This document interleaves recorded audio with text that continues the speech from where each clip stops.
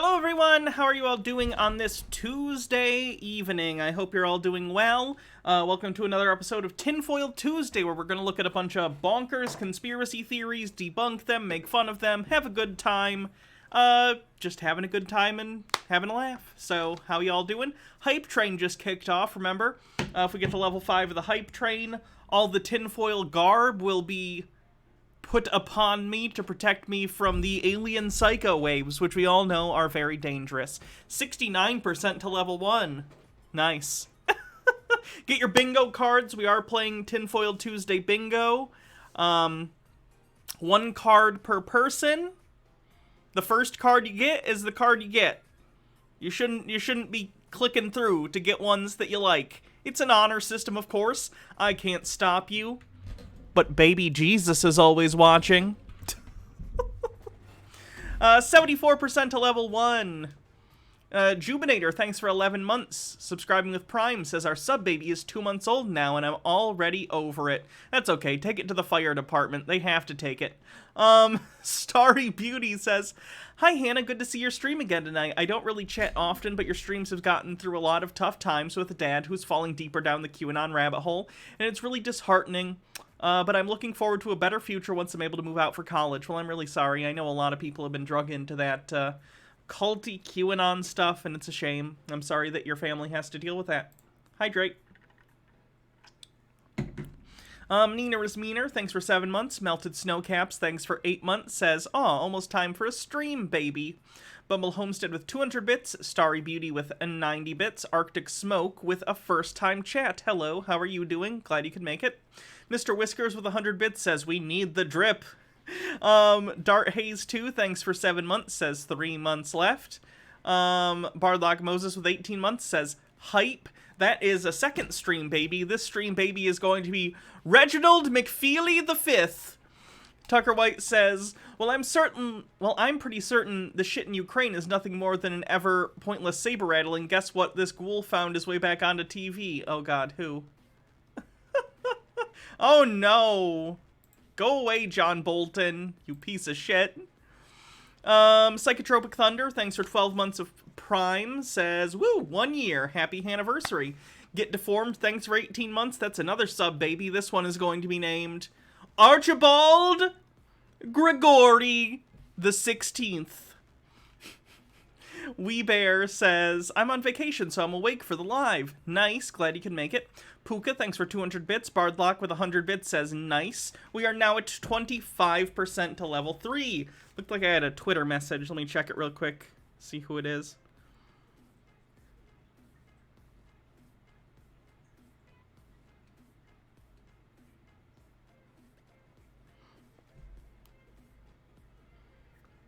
One sec, it's Baha.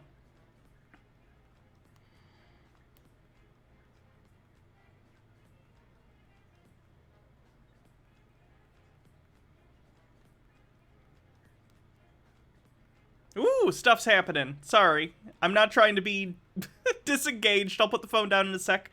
Vapor Boy Matt, glad you can make it live. Neemsor Kolboth, thanks for gifting 5 tier 1 subs to the community. We're at 59 new subs out of 100 for the month's goal, and it's the 22nd. We must reach the goal. Otherwise, nothing will happen. It's an arbitrary goal I set myself, so...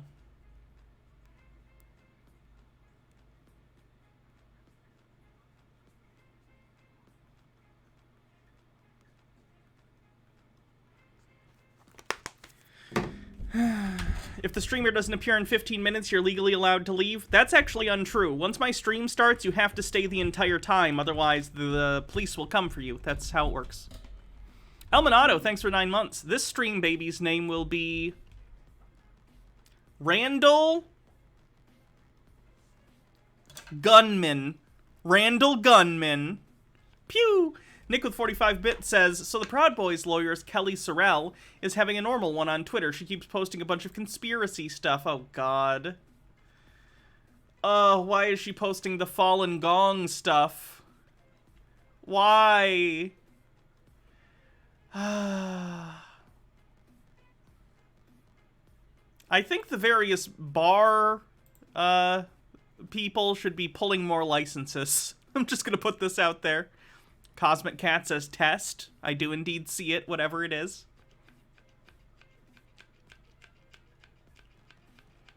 Night Dive Studios is trying to get the rights to remaster and re-release Eternal Darkness. Ooh, what's Eternal Darkness? Why am I forgetting? Randall Gunman, So Icilius? Kind of. That was the basis, yeah. 86% to level 4. We're getting there. We're getting close. Dr. White with 45 bits says, I'm probably not the first to link this to you, but this might be some future tinfoil. Oh, is this Candace Owens with the moon landing? Oh, no, this is a different one. Candace Owens says, Candace, by the way, is a moon landing conspiracy theorist. Candace Owens says, in 2 weeks I'm dropping a free video series, 11 episodes, to go through the history of every single childhood vaccination on the schedule. It's taken me almost 2 years to research. I want parents to truly have informed consent. Jesus Christ. Can pharmaceutical companies start suing these people for libel? I'm just saying, this and that vaxxed documentary, air quotes, bad shit. Real bad shit. I feel so bad for so many kids that are growing up these days. I am really, really glad anti-vax was not a thing when I was a kid, because my parents are the type that probably would have fallen for it. So I'm very, very glad that that wasn't a thing and I was vaccinated. 88% to level 4. Gift subs bits. Either way, I gotta get... Where's my jacket? Either way, I gotta get my tinfoil on. There it is. Nails the Tabaxi, says, formerly Garrow the Khajiit. Says, howdy, chat. First post with new screen name. How's things? Things are pretty good. I'm doing well. I went to the used DVD store today, turned in some old Blu-rays I had copies of on 4K, and for $10 I got the entirety of Gilligan's Island on DVD. So not bad. That's 98 episodes of 1960s comedic gold, okay? For $10. That's a good deal. Bardlock Moses with 100 bits. Thank you. We're at 97% to level 4. It's actually a good deal. It was in, like, great condition, too. It's normally $30 on Amazon. But Gilligan's Island, I like Gilligan's Island, goddammit. I watched a lot of TV Land growing up. I like Gilligan's Island and the Dick Van Dyke Show and I Love Lucy and that stuff. Bardlock Moses with 100 bits. MW1642, thank you for gifting a sub. Mr. Whiskers with 50 bits says, I've been waiting all week to mention this. Apparently one of the guys on my overnight stalking team are on the beta for the Truth Social, and as his manager, I can't make fun of him. I'm sorry. Astrofox says, tinfoil time with 100 bits, bringing us to 22% to level 5. Green Acres, Munsters. I've actually never seen Green Acres, so I can't speak to that. I really like the Brady Bunch, and I'm looking at getting that on DVD at some point. I found a really nice box set DVD that not only comes with the Brady Bunch, but it comes with the Brady Bunch animated series, the Brady Brides, the follow-up movies, and the god-awful Brady Bunch Variety Hour. But I want to own it all. And also, I do like the Munsters, but I'm more of an Addams Family person. I like the Addams Family a lot more than I like the Munsters. But they're both good. The Brady Bunch is just the prequel to Children of the Corn. Prove me wrong. Astrofox with 100 bits says, I was so disappointed. Truth Social came out, but only for iPhone, so I couldn't spam gay yif in the Ritz C word. Yeah, it's a shame, but what are you gonna do? I hear they're having problems anyway, which isn't surprising, but the tiered release, we'll see how it goes. Hydrate. Hydrate. Green Acres theme song is catchy. Oh, I agree. I've never seen it, but I still know the theme song. Green Acres is the place to be. Farm living is the life for me. I know. How's Peter handling it? Peter hasn't released anything new, so no new Peter today, unfortunately. You prefer the Munsters. Wrong answer. The Brady Bunch house only has one bathroom, and they never show a toilet. So, There's no new Cece. No, we have some other stuff today because there's no Peter and no Cece, and we're not doing Call, at least not for a while, because he's a crazy person. So we had to resort to other stuff, unfortunately.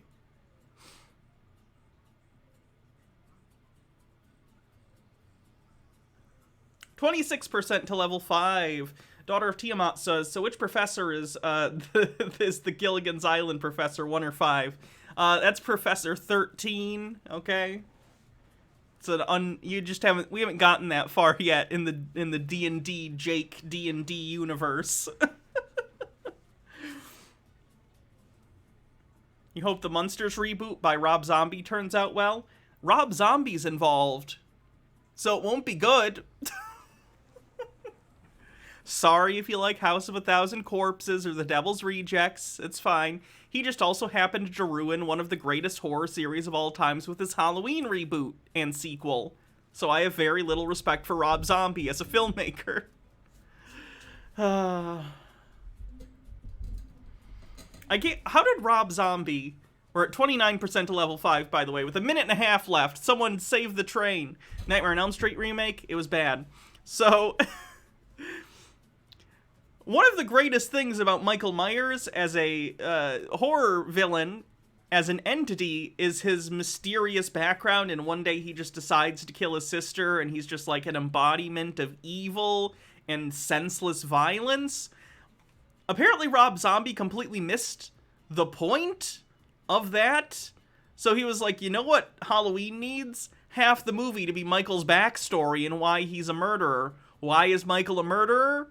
Because his family are Rob Zombie characters. 48% to level 5.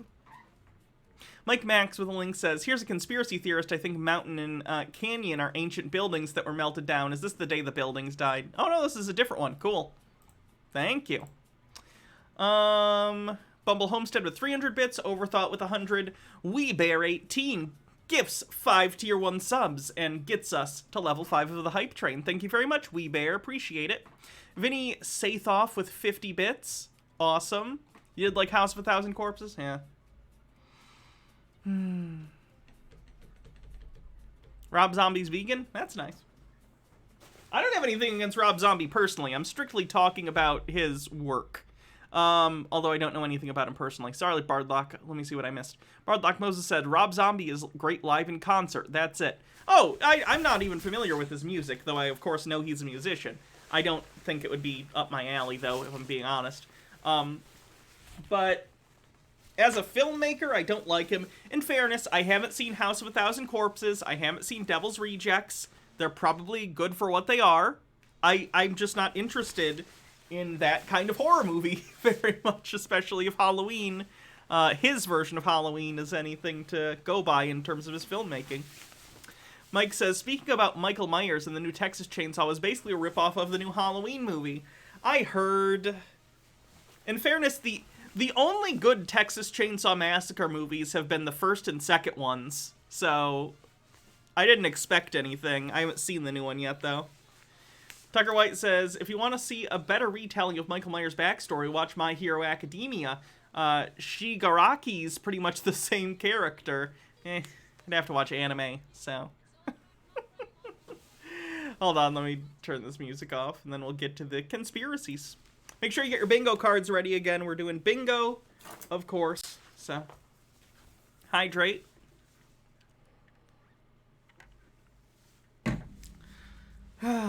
Why isn't Hannah talks about disliking anime on the bingo card? That seems like it should be on the bingo card, doesn't it? Clockwork Van, thanks for resubscribing for 13 months. We don't do hats off, Ienzo, I'm sorry, we don't do hats off on tinfoil days because I'm already wearing so much stuff. So save it for tomorrow or the next day or another day. You think that's free space?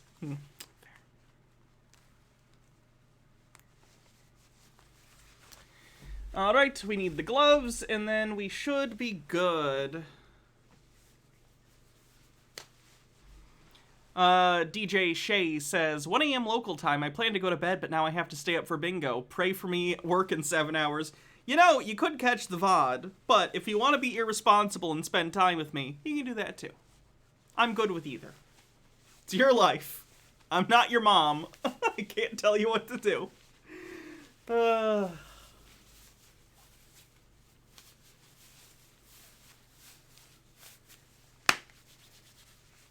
Better? Better.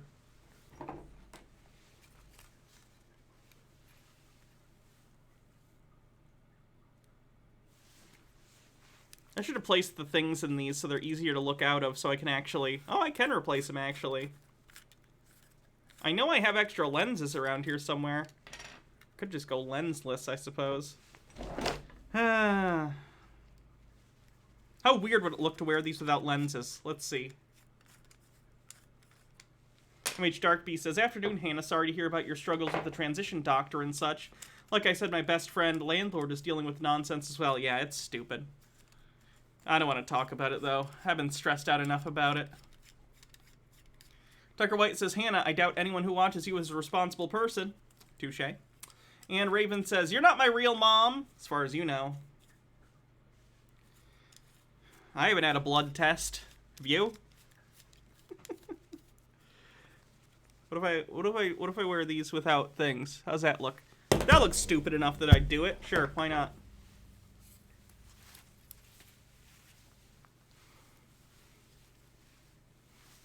Why am I saying how long we... I don't know. I got streamer brain. I didn't want to play that yet, sorry.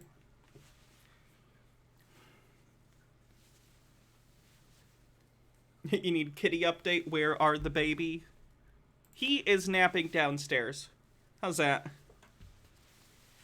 Is that a look? That's certainly something I've chosen to put on my face. Alright, let's go with that. At least for now.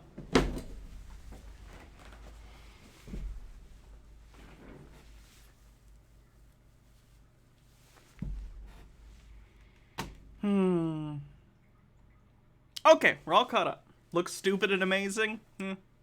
Hannah's the next Elton John. Oh wait, is someone requesting piano? I can.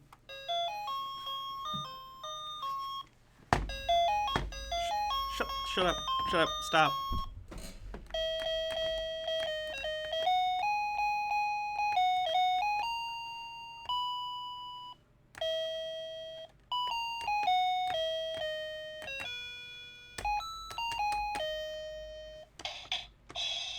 Now I'm Elton John. Okay. I scared myself. That's a shame.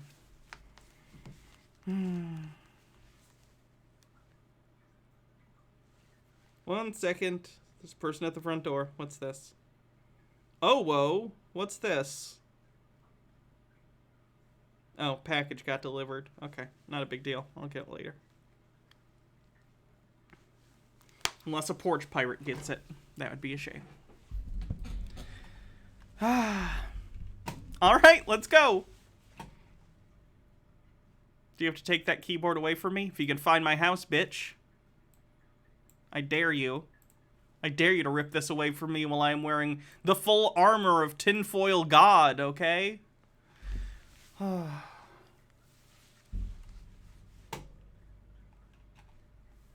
Alright, let's watch this first. This is something someone sent.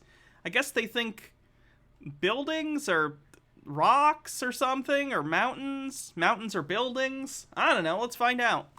I will leave you there and melt you. Yea, I will gather you and blow upon you in the fire of my wrath. And ye shall be melted in the midst thereof. As silver is melted in the midst of the furnace, whereby we may serve God acceptably. By the way, this is like mono, so if you're only hearing it really quietly, then put in the other headphone. Daughter of Tiamat says, I'm just imagining Alenia's reaction to the professor showing up with that, sorry, I've been watching The Thing. Our D&D stream, Charisma Saves, if you don't know. My character of the professor is annoying, mostly because she's based off of me. Tucker White says that fake nose and glasses isn't complete without a mustache. You know, I've had a mustache enough in my life. I'm kind of working on getting rid of it, so I don't think a fake one is going to do me any good. With reverence and godly fear, for our God is a consuming fire.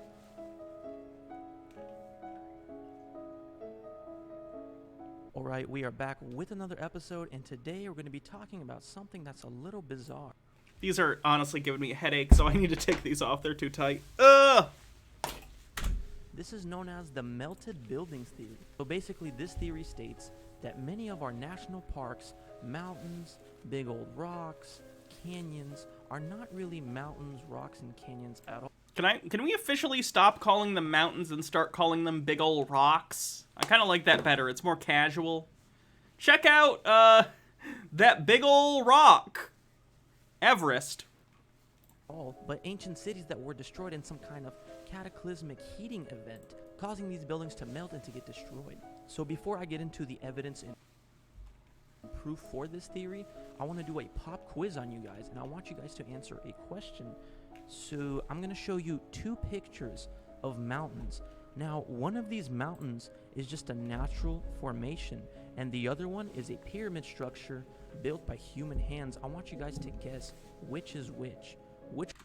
Does it matter? You know one is one and one is the other. That doesn't mean all mountains are magically buildings just because you can't decipher which is which in these particular images. Morok says, I thought they were giant tree stumps. That's a different person's hypothesis. Overthought says, God can't melt still beams into rock. And then Hydrate will do. Which one's the actual pyramid built by human hands, and which one's the mountain? Now, intuitively, you want to say the one on the left, because it's more symmetrical, right? But I feel like he's trying to subvert your expectations here, much like the masterpiece film, The Last Jedi. So, I'm going to go with the one on the right, because it subverts what you would assume. Which one's the actual pyramid built by human hands, and which one's the mountain? If you guys guess the one on the left, that is known Is dialogue is only in this one. as Gebel Dist, you are wrong. That apparently, according to them, We did it!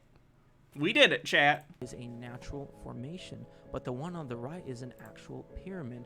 So this really makes you think. It's an actual pyramid known as Pyramid of I can't even pronounce that. Amenemhat the Third? Butchering it.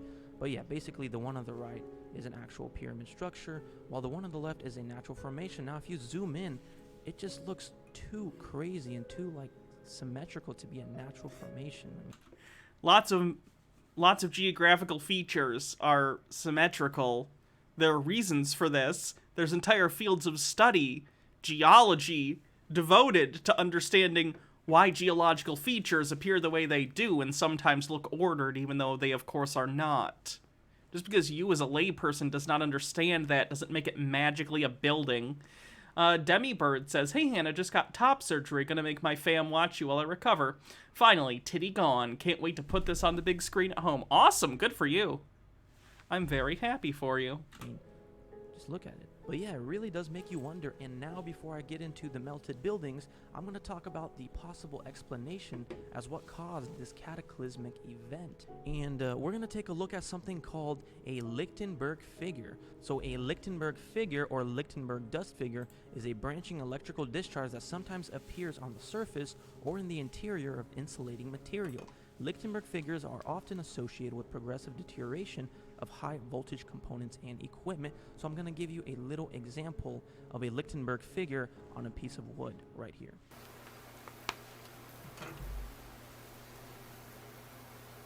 Now, as you can see from that example, In this case, from my understanding, those are usually caused by, like, electricity or whatever it happens to be, trying to find a path of least resistance through the material. That's why in wood, which is a bad conductor, you see that happen, because it's having a hard time getting through the material. an electrical current is sent through that wood, forming these miniature little canyons, forming this electrical scarring-like pattern on the wood. Now, what's really interesting about the Lichtenberg figure, you can find this pattern all across the world, and I'll show you some of them. So here's an example of the Lichtenberg figure. I'm not too quite sure where this is. Just because something looks similar in terms of their shape does not inherently mean that the cause of said shape is the same thing, right? We've talked about this previously when we watched the video where someone thought that I think it was bismuth, it might have been some other mineral, I don't remember, comes out in like hexagonal shapes, or very similar to hexagonal shapes, and comparing it to honeycombs that bees construct. Now, there are reasons for both of these things, and they might look similar, but that doesn't mean the causes of the two phenomena are the same thing.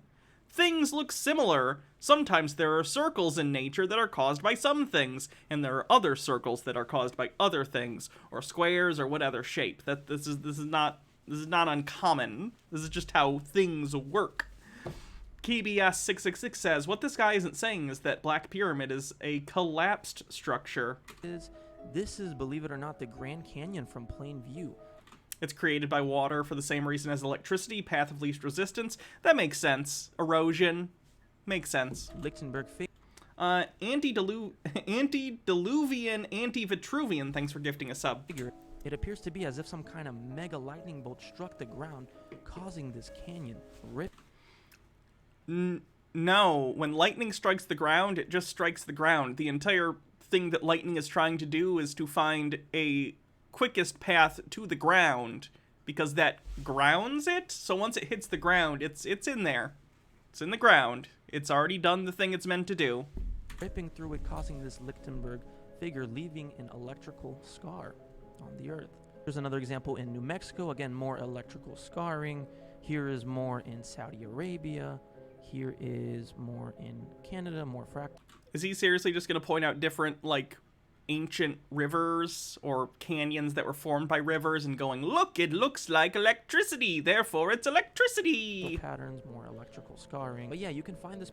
Can this whole video be that's not how science works? Yep. Pattern all across the world. It's as if the entire world in our distant past got fried and absolutely destroyed, leaving these electrical scars. And quite possibly this might be an explanation for the melted buildings theory. And one of the first examples for the melted buildings theory I want to talk about is the Grand Canyon. Like I showed you from plain eye view, it appears to be as if it's an electrical scar, as if something from the heavens came down, struck the ground, and left these electrical scarring like fractal patterns. Now if you pay close Logarth says, fractals in my nature, it's more likely than you'd think. attention to some of the mountains in the Grand Canyons, they don't really Have I seen people who've been hit by lightning? Some of them have those scars. I've seen it. look like mountains at all, but pyramid-like structures, as if they used to be cities down there, as if an entire ancient city once existed there. I mean, just looking at some of these pictures, let me zoom in for some of these. It legit looks like an actual structure. I mean, you got 90-degree angle. Again, your human brain is looking for pattern recognition in rocks. They're rocks? We know they're rocks. They're not structures created by human beings. They are naturally formed geological features of the environment. Angles, you got pyramid-like structures. Some of these are just too strange looking to be natural. Stepped away for a few minutes. What's the plot of this video? Mountains are buildings. Formations. There's actually something in the Grand Canyon called We got not how science works on the bingo card so far. the Isis Temple, and you can see 90-degree angles. It legit looks like a pyramid that was destroyed in some kind of cataclysmic event. Here's a picture right here, Isis Temple. Again, you can see a curved wall at a 90-degree angle. And all throughout the Grand Canyon, you find these structures, and they look like actual buildings. But yeah, that's the Grand Canyon. Now I No, they don't! Sion National Park. So this national... Is he gonna do anything but just say that fucking canyons are electrical things and mountains are buildings? Because I'm pretty over it. building. And what these spherical stones possibly are windows and melted glass that solidified and made these What? They're not windows! perfect spheres in the flash of heat. Here's another example. This is Bowling Ball Beach, California. Again, in the background, you can see the spherical stones. And if you zoom in, this is very... Alright, I'm over this guy. I am gonna save him, though. Because he's crazy enough that he probably has other videos? Who knows, though. Alright, who we gonna cover? Who we gonna cover?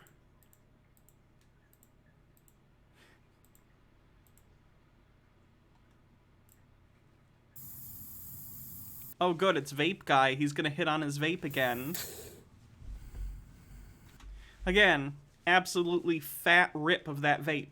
Belsthar, thanks for 22 months, says, pick heavy thing up, laugh at loonies, put heavy thing down. Hi, Baha. Blinkers. No. The Pierce County Sheriff's Department came out to deliver me some paperwork for a restraining order, or to extend some restraining orders against Oh, that's a good sign. some people that I told them they witnessed and other people witnessed had me beaten and tortured, and then tried to force me to be a child pimp for my homeowners association and different businesses. He believes his homeowners association attempted to threaten him into becoming a child pimp, aka a child sex trafficker. All right. I find it very interesting that the police department, the Pierce County Sheriff's Department, participated in trying to stop me from being forced to be a pimp for the United States military and my homeowners association. And when Both the military and your homeowners association are working together. That tracks. Nick says it's an HOA. Checks out. Yeah, that's what I'm saying. they failed Militant HOAs. protecting me and my wife, the Puyallup municipality began issuing restraining orders, trying to stop me from talking about it, so children can be Freddie the Frankfurter, thanks for following. sex trafficked in my neighborhood to men in my neighborhood.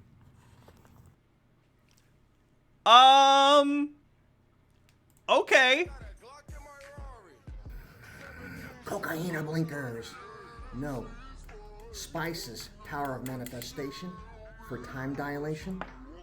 Or Martin's autistic perspective on how this information is real, simply because he said so? In the movie Dune, if you have your spice, you can transcend space-time, but you have to activate your thumper. You think about walking in the desert with a stick, in sync with other men. Boom, boom, boom. Right? Worms crawl out of the sand, but at the same time, boom, boom. Your heart starts doing it, and your appendix crawls out of your body that was asleep, trying to receive a signal from your brain that it received from bacteria in your gut. Word salad on the bingo card. Someone needs to take the drugs away from this man. I don't think he can handle them. My aneurysm gone? My scars? Spice. Time dilation. Likey. What in the fuck is this? This is interesting. All his videos are like a minute long. It's probably good, but like, I would like more clarification on your points, sir.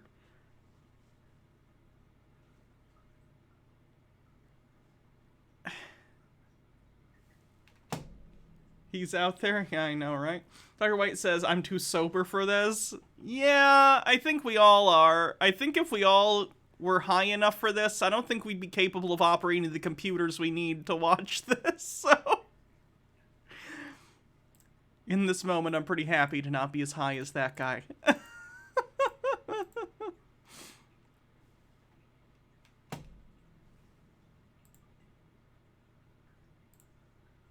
And now he's on SportsCenter. Kevin Hart, star of the new film Central Intelligence, joining us now. How do you do it? I look on Twitter, there you are. Facebook, there you are. Television, there you are. How do you do it? I have a clone. I was going to say that. There's two of you. Cat's out the bag, okay? It's about a good 3 of me. We broke it. They didn't want to release it yet. This is major news that I'm giving you. All right. I'm the first person to ever use it. I'm cloned. Okay, I appreciate That's why I'm able to do all. For those who didn't see what it said, truth in plain sight, hidden as a joke. No, it's just a joke. It's just a joke. Okay, I appreciate That's why I'm able to do all that I do. All right. Clones on the bingo card. Movie coming out this weekend. What was it like working with The Rock? I have a clone. I have a clone. I have a clone. I have a clone. I was going to say that. There's two of you. Cat's out the bag, okay? It's about a good 3 of me. We broke it. They didn't want to release it yet. This is major news that I'm giving you. All right. I'm the first person to ever use it. I'm cloned. I'm cloned. I'm cloned. I'm cloned. Okay, I appreciate That's why I'm able to do all. Solid editing on this one. Kevin and the 2 other people were in the car with him. You've seen people die from far lesser car accidents than that. Scary situation. So we know that Kevin had surgery on Sunday night, and we got actually an update. My wife actually beat me up, made me take her on a date. Took her to a dinner party. I'm not name dropping, but this joke doesn't make sense unless I drop the name. I went to Seinfeld's house for dinner. Some of the best food I've ever had. Food's fucking amazing. At the end of the dinner party, Seinfeld came walking out. He was like, "Nobody go anywhere. You guys are in for a treat. Tonight, we're gonna have some brick oven pizza." Everybody went crazy in the party. What? Oh my God, brick oven pizza. What? You gotta play a few seconds of this now. What is it? I think you're a clone now. I respect Weird Al too much to put his video next to this. One lady was like, "How many cheeses, Jerry?" Jerry was like, 7 different cheeses, 7 different cheeses. People went crazy. By the way, all these people were white. These are all fucking white people. They start chanting, "Bop, bop, bop, bop, bop." The fuck is bop, man? Bop, bop, bop. Obviously referencing some kind of satanic ritual chant. Oh no. Why is this guy also crazy?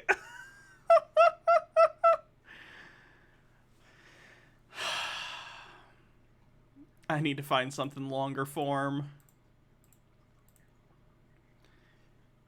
You know who I've missed? I have missed Mud Fossil University guy. We have, of course, seen his treatise on why he believes, his treatise on why he believes that caves are the fossilized body parts of dead giants. Now, I guess today he's going to try and explain why he thinks this is the case and why he thinks rocks are all fossils, or at least the ones that he think look like body parts. So let's take a look. Okay, so the question is, how did this head and this goose and this lung and this bone turn to stone? And here is the answer. All right, this is extremely simple and I'm sure this is going to be very simple. Again, let me reiterate for those who haven't seen this before. This gentleman believes that he is smarter than every scientist who's ever lived, and that he has figured out that this rock doesn't just look like a goose from a specific angle. This rock was a goose, and it turned into a rock. Yeah. Stone Garbell says, when you decide satanic symbols are something like pizza, literally the most popular food in the world, you can see your conspiracy everywhere. Yeah. totally missed by geologists. These stones are what they call feldspar coated. Feldspar coats these stones. Inside, though, you see that? Tucker White says, spoiler alert, it's extreme heat and pressure. Basalts. And they all have the same sort of thing. Inside, they are no longer feldspar. And this lung was DNA tested. It's human lung, and it's solid. For those who don't know what happened there, he had the lung, air quote lung, it's a rock, DNA tested. But of course he touched the rock before he had it sent in to be DNA tested. Are you following where I'm going with this? So it came back with DNA on it, human DNA, and he was like, aha! I've proven my case. Even though with the process of fossilization, soft tissue doesn't survive. So even if you had a real fossil, you wouldn't be able to extract DNA from it. This isn't Jurassic Park. And even if it was Jurassic Park, that's not a mosquito encased in amber. It would be a fully fossilized body part that no longer has any of the organic elements to it. So if it was a fossil, it wouldn't have any DNA. Basically, he got his sticky human hands and DNA all over the sample, and then presumably sent it in to be DNA tested, and the people at the DNA place had no idea why he's having this rock tested. So they just swabbed the outside of it, got his human DNA on the sample, and brought it back. We're like, yeah, it's human. And he got, aha! I have proven that this fossil is a human lung. It's not. It's a rock. solid stone. Now, this is the key. It's a nucleophilic substitution. What that means is during a wet, salty flood, these became invaded by a nucleophile, is an electron-rich species that reacts with electrons-poor species. Substitution implies one group replaces the other. So you have a leaving group and a substitution group. So the leaving group leaves the carbon, and a new one comes in and it takes over and stabilizes it. The leaving group was never stable in the first place. Not a single molecule in your body is stable right now. 100% of it is giving and taking. Giving and taking. Take out the trash, bring in some oxygen. Take out this garbage, bring in some vitamin C or whatever it is, back and forth. Enzymes, catalysts, continuous cycling of electrons, leaving groups and substituting groups. And they only substitute and leave very, very quickly, because in 4 or 5 minutes you're dead. Your blood continuously circles. And yes, your body needs to function and continually rejuvenate itself in order to stay alive. You need to take in oxygen to bring oxygen to your cells. You need to add energy to your body so your cells can have energy to reproduce. Yes, we know this. And if it stops circling, you don't get your oxygen, you get your nutrition, you die.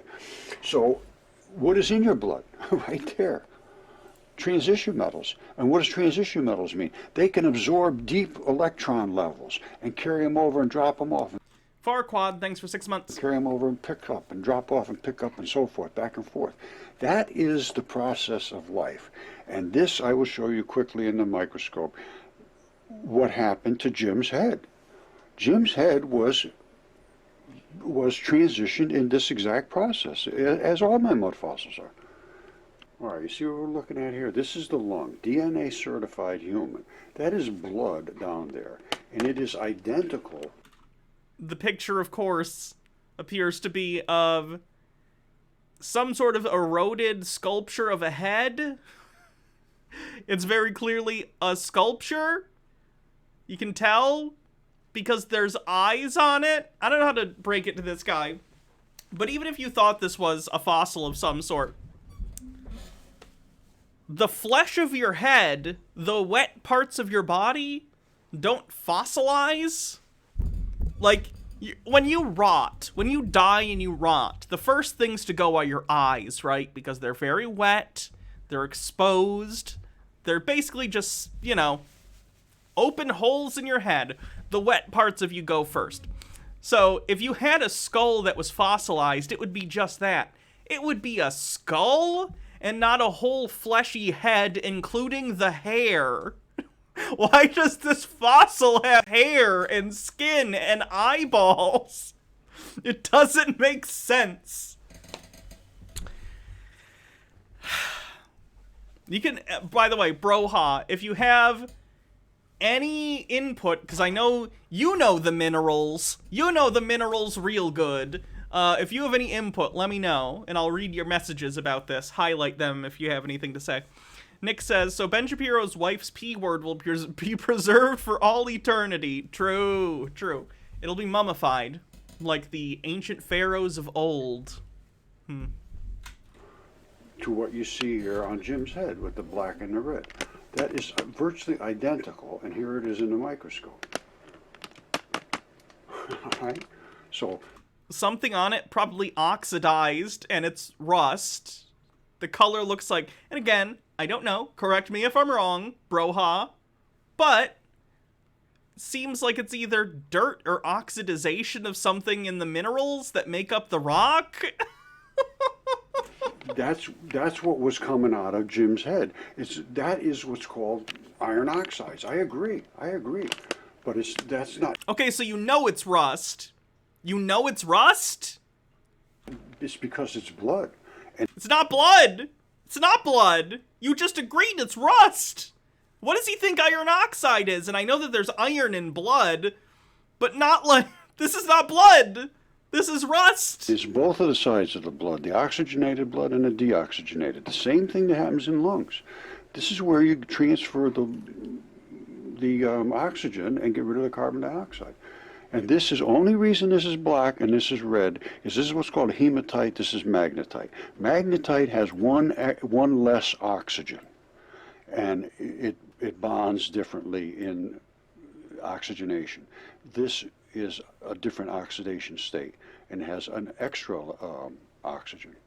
This is definitely expert giving opinions, right? Well, he's not an expert in anything, so it doesn't count. Expert gives opinion inside of field outside of expertise only counts if they are already an expert in something, and then try and give advice in some other field that's unrelated to their expertise.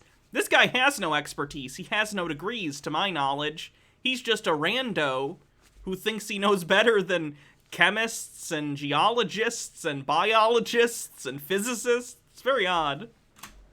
And it comes out red, and it stays powderyish. The black turns hard. The black turns very, very hard. The red stays iron, basically. And that's why they use the hematite to make iron. This is the best stuff to turn into iron. And all this is blood. And we're loaded with it too. And this is a bone, and you see the black in that bone? That's a bonehead. Right? And it's got one tiny little taste right there of bone left to that whole bone. But this is the bone black that's inside. It's the marrow, and the same thing that is exuded from that bone. Right? All right, this goes back over 5, 6, almost 7 years ago, actually. And this was the CAT scans and the DNA test. That's that big fingertip I showed before. And I show all the bone anatomy that goes along with it and how the... Broha says hematite is not blood. Nick says, that's a bonehead. You're pointing the camera at the wrong end, buddy. Bone structure works. And then that, and the tip, which is this, the apical tuft. That certainly is a tip, if I've ever seen one. Huh. I wonder what body part he thinks this is. Nick says, or nope, Maps of Mimic says, I'm just here for his pet goose head. I do like the goose head. I don't disagree. Here's some, here it is right here. This is an eroded apical tuft. See it? It even has a little triangle at the bottom and everything. That ball is one of the balls that locks into all these different holes, and they run down to straps. That's an apical tuft. I have so much of this stuff, it's crazy. This is the fingertip looking at it on the side. That's the fingernail where it is. And this, like little notches, are where the tendons lock in. And this is underneath, and that's where that apical tuft sits right here. That's the underneath, and like the tip. It's called a baculum. Yeah, I had one somewhere. Someone sent Jake and I a raccoon baculum at some point. I don't know where it went. Tucker White with a link. No. I fucking hate it. If you do that, if you send me that video again, I'm timing you out for 10 minutes. I'm so sick of that fucking clip. Oh. Tip is right here, and that's where all your tendons lock in on the end. Sorry, Caesar. This is the back, and that's one of the tendons, and that's the other side tendon, and that's where the bone is, and it's offset, which means that's a thumb. Your thumb, the bone is... Tea with Goblin says, Star Trek logo in the bones, clearly a remnant of ancient giant Trekkie. Roddenberry knew? Of course he did. Offset. And haven't you seen the episode with the giant clone Spock? It's part of the animated series, so it's probably a little too hardcore Trek fan for you to get. Not exactly in the center, so this had to be a thumb, in my opinion, because that's the bone. And these, see, one of them's white and one of them's black looking. The black is from right here. That's the black blood. This one here, the red blood runs right out usually, so you end up with no color or red. Sometimes it ends up red. This was the CAT scan showing. Now, this was Jesse Grant and Associates. A fabulous job. Yeah, they referenced that in Lower Decks. One of the collector species people has the complete skeleton of giant Spock. I remember. Nice people. This shows all the blood vessels that run up through the fingertip. This is the back of the fingertip, and all you can barely see is this shadow of a bone. You see, remember I said it was offset? It's not right in the middle. It's offset. And that's the bone. And the Tea with Goblins with a link. True. Simpsons clips are okay. Just no Family Guy anything. They did a really nice job. But you can't get, you really don't see all that much in the CAT scan. And of course I showed the hand. This is the hand that it came from, that big fingertip. And You'd go as far as to say this is teetering on spurious symbology with how badly he's attributing geological features to anatomical attributes. You know what? I'll give it. Broha knows what he's talking about. So I'll say spurious symbology. What about American Dad? I like American Dad. the bones, like, oh. What about the Family Guy crossover? Or Simpsons Family Guy crossover? I'd rather not. I like American Dad. All kinds of stuff from the Knuckles and things. Haven't seen it in years, but I liked it better than Family Guy. Show the different anatomy that corresponds to my stuff, and this was the bone ball and the tendons and all that. Anyway, what I just showed you, it's very, very hard to dismiss this. And it's time to. It really isn't. You're a loon. You're very loony. As a reality. And not in the fun Warner Brothers way. In the sad, padded room way. Not just to walk away from it and continue to teach the things they're teaching, which to not investigate this is an absolute tragedy, really it is. For the students, absolutely. Okay, wrap it up is Jim's head is totally authentic. That is the flesh pushed away from the cartilage of the nose. Nobody carves anything like that. That is... What do you mean no one carves anything like that? What? People carve heads. The heads erode. What are you talking about? Caved in. His head was smashed by something. And but his hair completely intact, amazingly enough. That is the red and black blood, which is totally... This is what actual CT scans of fossils look like.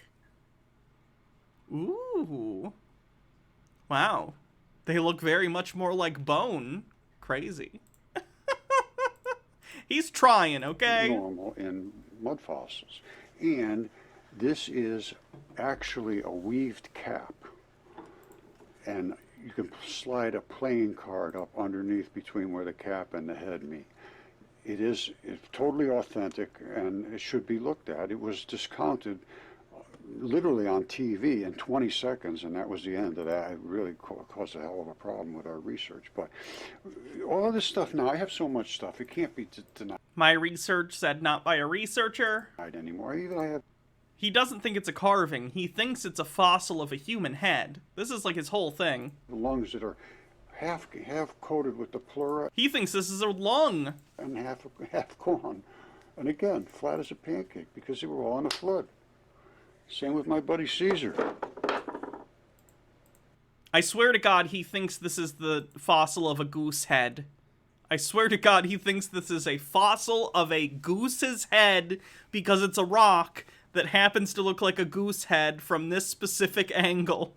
Mr. Whiskers says, this is all science fiction as fact, right? No, that's not what that one means. Did he say do your own research? No, he said our research. So, like, it's my research said not by a researcher on the bingo card. Audis Noir says, fucking fossils, how do they work? He was in the flood, too. That's why he's flat on one side and the other side is good. They all seem...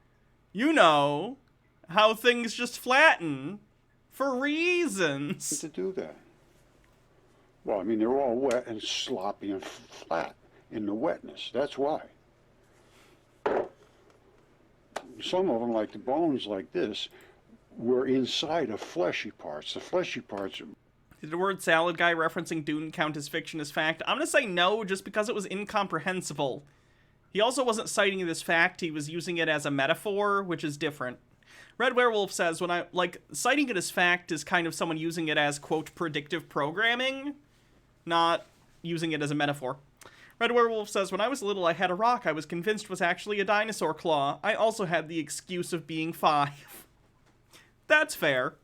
deteriorated and got away, and the bones came out and turned into stone. Most of them were semi-eroded. This is really very, very exact, perfect. And they even have the periosteum on there, that little coating, you see that? Little triangle. That's a wrapping. Wrapped it just like a crescent roll. They used to call it the tunica. And everything is wrapped in tunica, which is nothing more than a membrane. Now it's called interstitium. And this is what this is. This is interstitium. That's interstitium. Only it's a pleura on a lung. Even the feathers of a goose is exactly like the feather, like your skin. It's the same stuff. It's your membrane. It coats you away from the rest of the world, or away from one side of the good stuff, keep the bad stuff on the other side. And in that membrane lives bacteria. That's a whole other issue. But this was real, should be looked into, and all of this stuff should be looked into. If I was a student, I would be asking my professor to look into this. Why am I being taught this isn't real? It's up to you. And you would be pointed in the direction of some sort of academic advisor and or counselor. Why aren't you teaching me that the rocks are fossils, Professor? Oh, boy. All right, let's take a look at the bingo card. See what we have.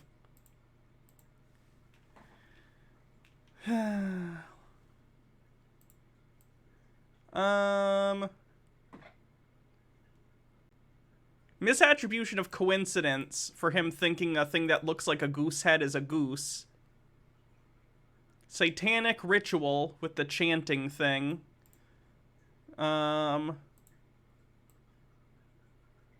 Word salad.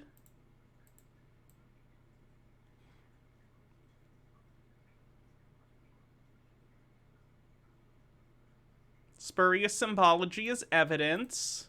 See if we have anything on page 2. Oh, we did have clones, didn't we? Clones, clones, clones, clones on the bingo card.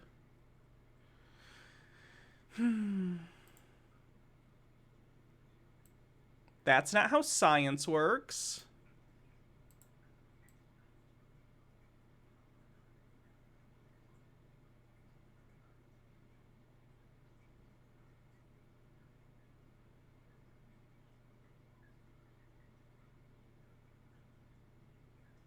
My research said by not a researcher. To get a link to the card, do ! bingo with no space in the chat. And I believe that that is it. So we're all caught up.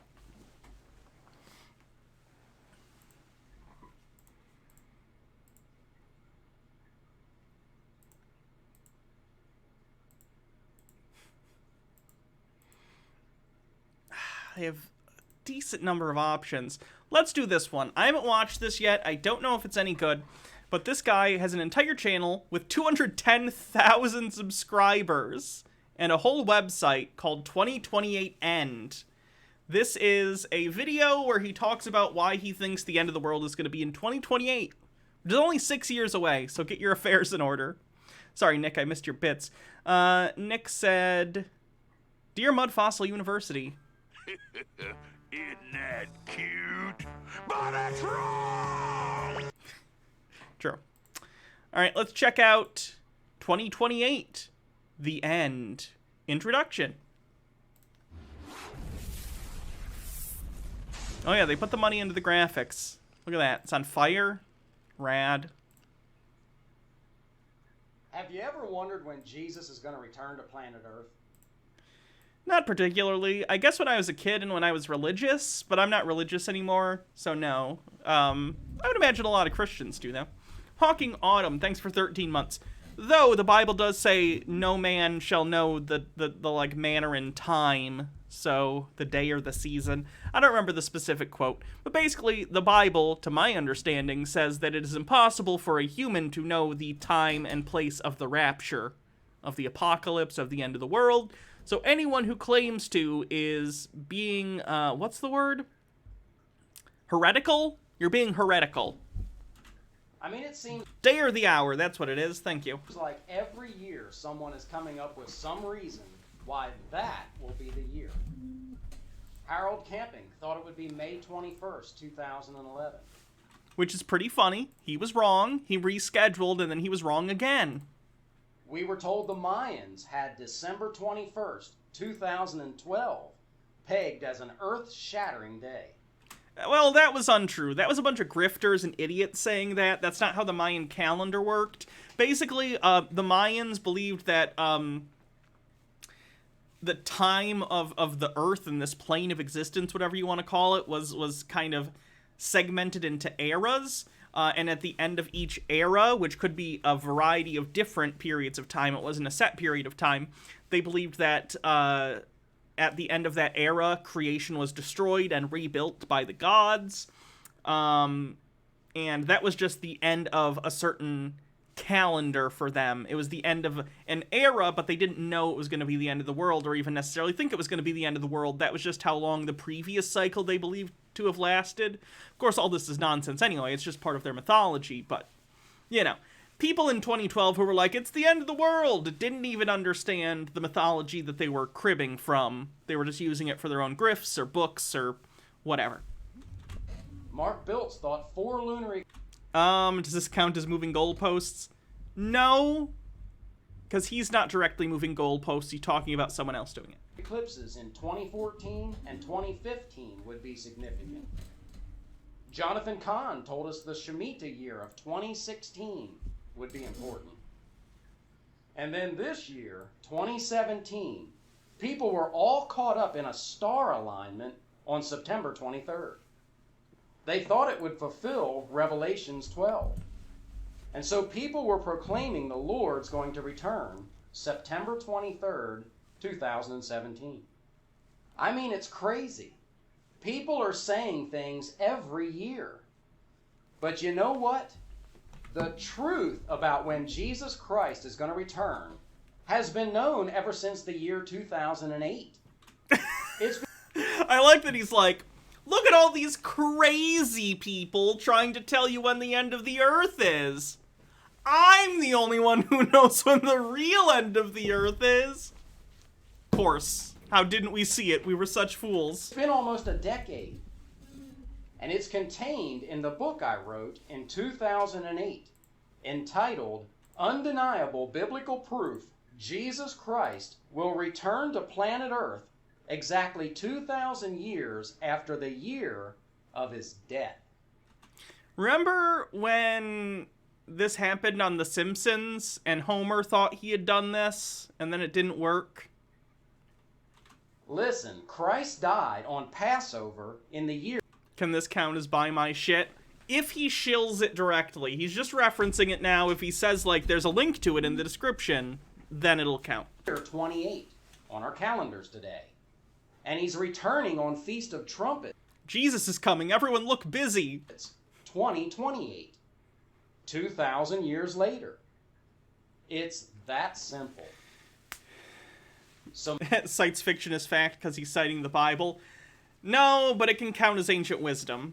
I would agree the Bible is fictional, but I'd say that more counts as ancient wisdom than cites fiction as fact.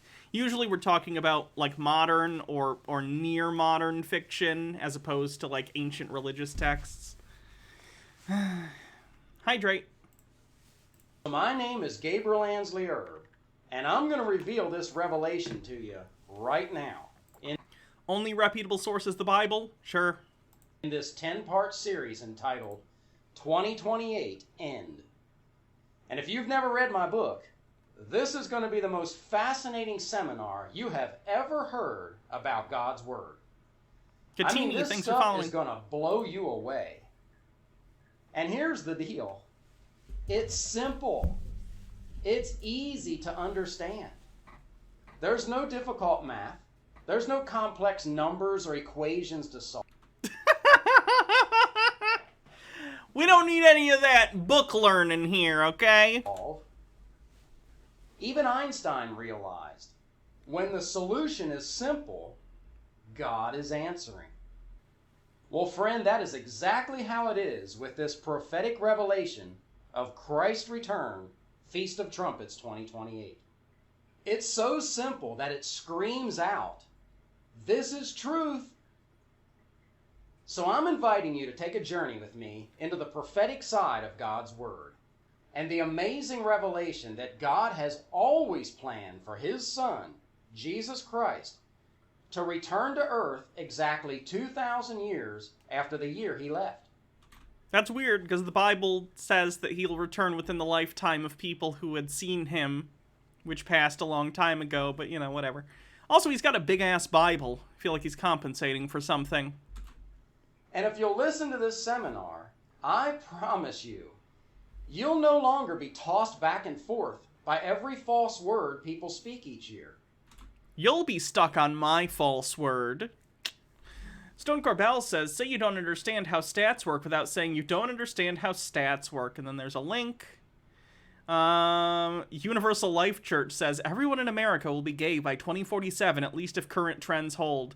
Yeah, I think I found this. Basically, they took this trend and then doubled it and just used exponential growth to say that everyone will be gay by 2047. Hey, you know, if everyone was gay or LGBT or bi, trans, great. I don't care. I think that's great. If that turned out to be the case and everyone was just pretending, that would actually make a lot of things make more sense to me, considering I am both bi and trans, so other people being that and just hiding it would make me go, oh, okay, cool. But that's not the case, to our understanding. That's probably not the case. More people are just out because society is accepting. Surprise. Also, I find it funny that they think it's a scare tactic to say everyone will be gay, as if young people give a shit. Who cares? Trying to pump you up and convince you that Jesus is returning that year. No, instead, you'll be like me, grounded and rooted in the truth of God's Word. I'm not like these other biblical end times predictions. Mine is in 2028. Lily Lovestuff says, Deer of Trumpets. I assume that's supposed to be day. Does it say what denomination he is? Because I bet you it's related to the cult my mom was in, or what his name is. Yeah, I'm not sure. Elminato says, I guess it's over. We had a good run, Straits. You sure did. Thanks for holding down the fort. Listen, Harold Camping's 2011 Judgment Day date, it didn't bother me. And I knew the Mayan calendar 2000... That Einstein quote, like most Einstein quotes, is fake. That doesn't surprise me. As Abraham Lincoln once said, wow, I'm having trouble speaking today. As Abraham Lincoln once said, not everything you read on the internet is true. I read that on the internet. 2012 date would be a flop. And the blood moons and the Shemitah years, it was just hype. And this year, the supposed Revelation 12 sign, it wasn't. What's the name of this YouTube channel? It is 2028 End. Tea with Goblin says, everyone will be gay and trans in the future. We're going to have to stock up on pickles and flannel shirts. I had no anxiety about it. You know why? Because again, I've been grounded in the prophetic truth of God's Word since 2008. So none of these things trouble me, and I don't want people troubling you anymore. So listen, just like the angel Gabriel in the Bible was sent to deliver messages from God to mankind, well, I've been sent with a message for you. So hear me. He's a very humble man. Nick says, you know why? Because I'm going to make a shit ton of money off you gullible rubes. Jesus Christ is not going to return to this planet until the 2000th year after the year of his death. Christ is returning just one time, Feast of Trumpets, 2028. And I'll prove that to you in this seminar. So next... Does this count as numerology? He hasn't done any numerology yet. In order for a space to count, a thing has to happen that's on the space. Time, in part 2 of this series, you're going to learn the answer to the big questions of life. Like, why am I here?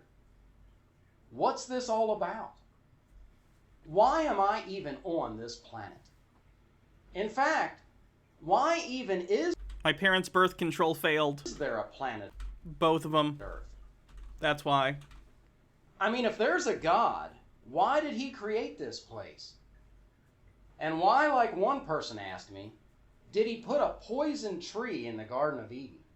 I just want to point out, I got through a condom and a sponge, so I was clearly meant to be here. You're all welcome. Is God a monster, like the atheists think? Atheists think God doesn't exist. Do I think the fictional character of God is not the greatest? Sure. I'm okay with other people believing it, though. But, like, I don't think there is a God, so I don't really think about it. Friends, you're going to be fascinated at the answer to these questions. And it's so simple.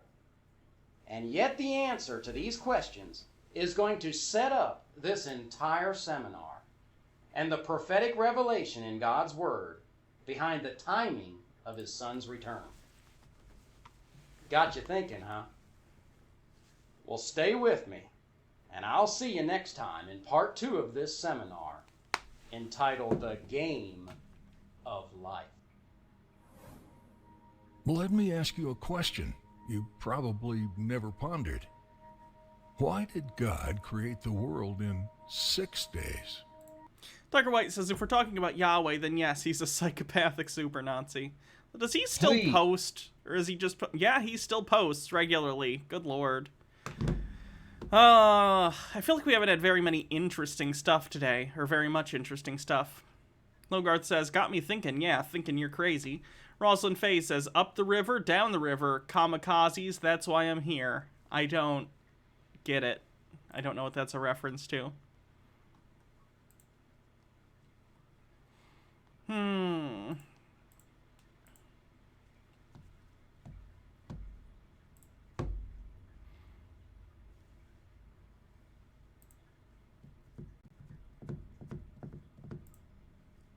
You watch, I predict something really stupid comes out of this trucker thing.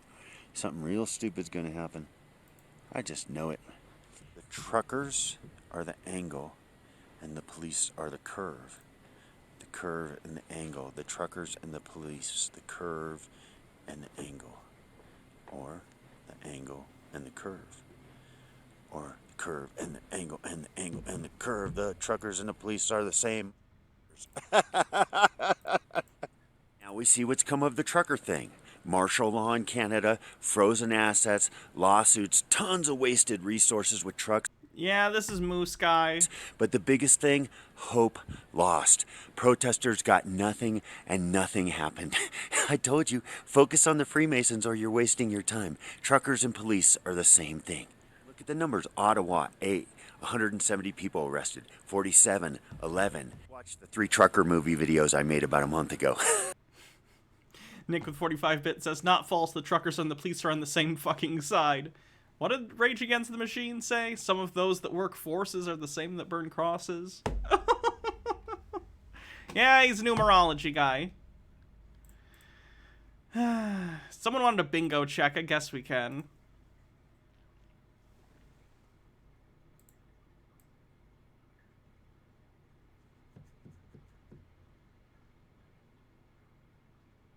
Only reputable sources, the Bible,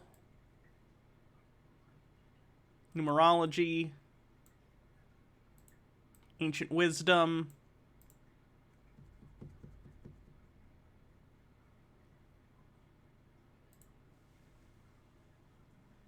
Did we have Illuminati free? Oh yeah, he did. He did say that. Illuminati Freemasons, and I think that's it.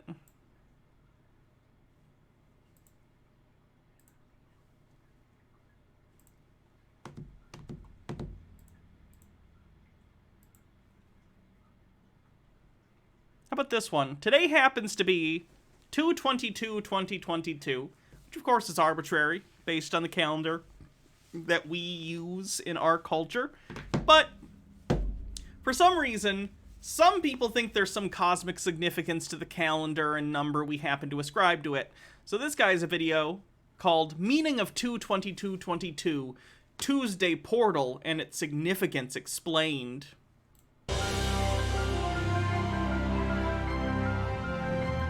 Epic. Oh, he just stole it. He stole an intro from Universal Studios?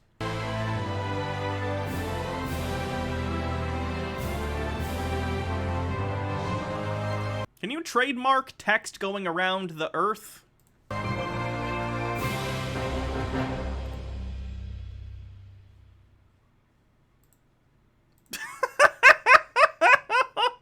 Good job, editor. Just great comedic timing. Happy Tuesday, deep divers. Happy Tuesday, deep divers. Happy Tuesday, deep divers. It is the 2/22/22 day today. The portal has been kicked wide open. Can you... Portal to what? Lily Love Stuff says, so couldn't find that guy that was in the cult my mom was in, but he is into British Israelism, so that's a yikes. Feel the energy on the planet, deep divers. If you can feel the energy, say, I can feel it. I can feel it. Raising the frequency. Raising the vibration. Let me send you some good 2/22/22 energy right now. Take that, take that, take that. Breathe with me. I hate how this guy talks. He has really, really obnoxious youth pastor energy, and I hate it. Morok says, portal to my ass. Woo! One more time. Woo! Breathing in that good ass prana, baby. This guy makes me miss Call for an Uprising. So, today is 2/22/22. Or if you live in the UK, it is 22/2/22. So, it is 2/22/22. That is officially Tuesday.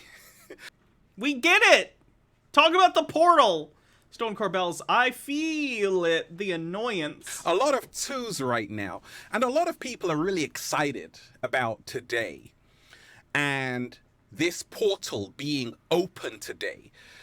But what does it really mean? And how can we use this in our own lives? This true, powerful opening of this divine portal. We got a whole lot to talk about, deep divers, because so much is changing in your life, the cat down the road's life, in the world. Peace. Infinite waters, diving deep once again.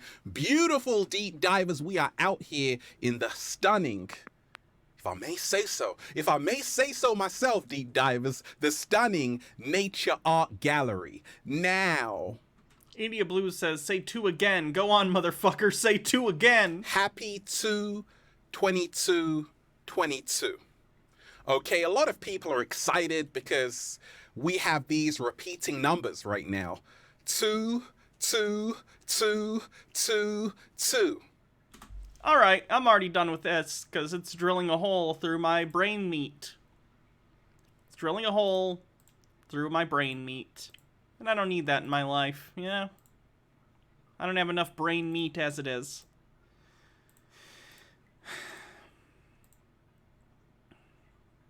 We're gonna break the glass. We're gonna go to a regular on the show. So far, today has been a dud. The fact that any of you are here at all is a miracle. Thank you. We're gonna see our good friend that we haven't looked at in a while, Bob Larson, the real-life exorcist. This is a private one-on-one session, so there isn't a large audience here to watch the exorcism this time, but it's going to be a little more intimate, so, you know, light a candle, put on some adult contemporary music, and put on something more comfortable, because Bob's about to exorcise a demon one-on-one. Anti-Pretzel says, fun fact, next incident of repeating numbers is March 3rd, 2023, on a Thursday. I hereby declare that particular Thursday, Thirds Day. Fair. Hydrate.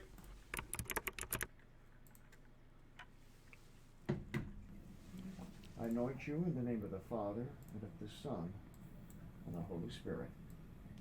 I submit you to Christ. I want you to keep your eyes open and looking. It's always good to...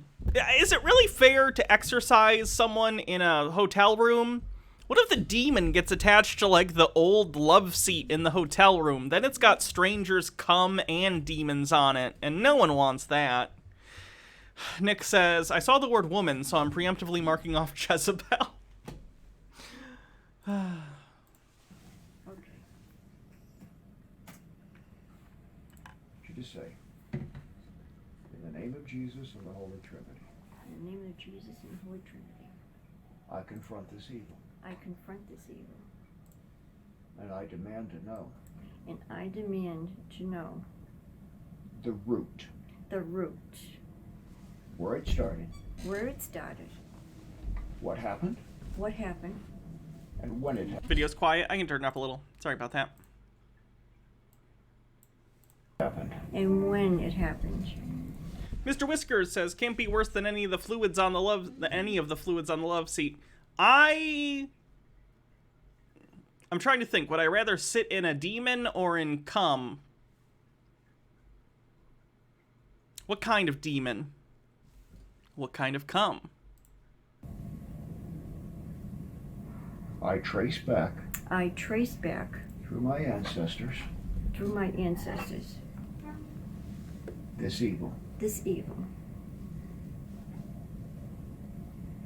To find the reason. To find the reason. I was molested as a child. I was molested as a child. Oh, God. Why? Bob, no. Stop re-victimizing victims of abuse with your fucking bullshit demon shit. Is he gonna victim blame here, too? Is he gonna be like, oh, it happened because demons, and you're wicked, and that's why this horrible thing happened to you? I hate Bob. Morak says, have you looked through the monster manual? Some demons are hot. That's true. Okay, you're spamming your channel. Not cool. Ban.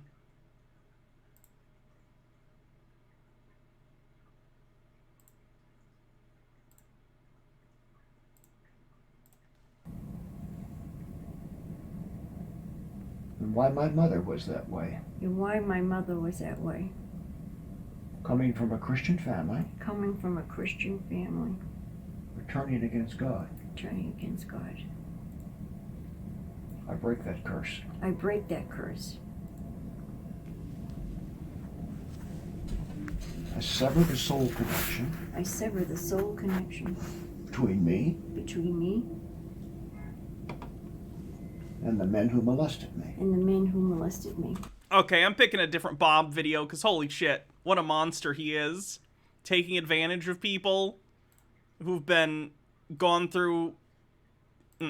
Not cool. How about this one? This one seems more... not bad.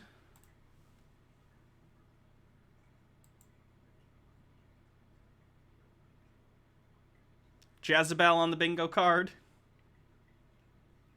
What kind of problems have you had in life? That's incredibly loud. I apologize. I forgot to turn it back down after the last video. Sexual abuse. What age? 4. 4. When I walked up to you with a cross, did you feel the antagonism toward me?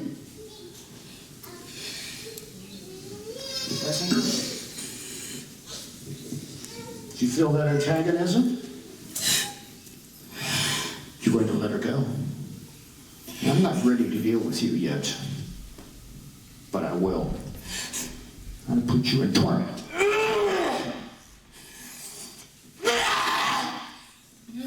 Okay, Tamara. Say in the name of Jesus. In the name of Jesus. I go to the root of this curse. I go to the root of this curse. Whatever my ancestors did. Say, whatever my ancestors did. Whatever my ancestors did. Whatever blood was spilled.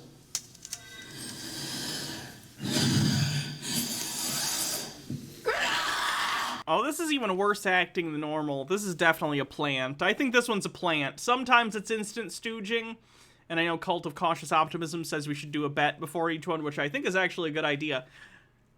She's gotta be a plant. Up for top. Till I'm ready for you. Go down. Get away from me! You go down. You get away from me! Go down. No! Yes. No! Get away from me! Go down. Come on, come back to me, Tamara. Now what, Tamara? Tamara? You say whatever my ancestors... Whatever my ancestors did. Whatever blood was spilled. Whatever blood was spilled. To false gods. To false gods. Stay with me, Tamara. I want Tamara with me now. Say, I break those curses. I break those curses. I go back to Africa. Yeah, it's right. You ever noticed in his shows a demon from like a white, like what would be considered a white demon can never be in a black person, and what he would consider a black demon can never be in a white person? It's always racial with him. These demons are all like ethnically segregated. What the fuck is that about? It has to be some like racist, like out of date like version of like considering all like non-Christian white religions to be like some sort of like, ooh, hibbity-bibbity stuff, but Christianity is, of course, very logical and reasonable, unlike all these other demon religions. It's so fucked up. No! Stay down. Tamara. I'm not going there. I'm not going there. Going where? I'm not going there. I'm not going there! You're talking about the abyss?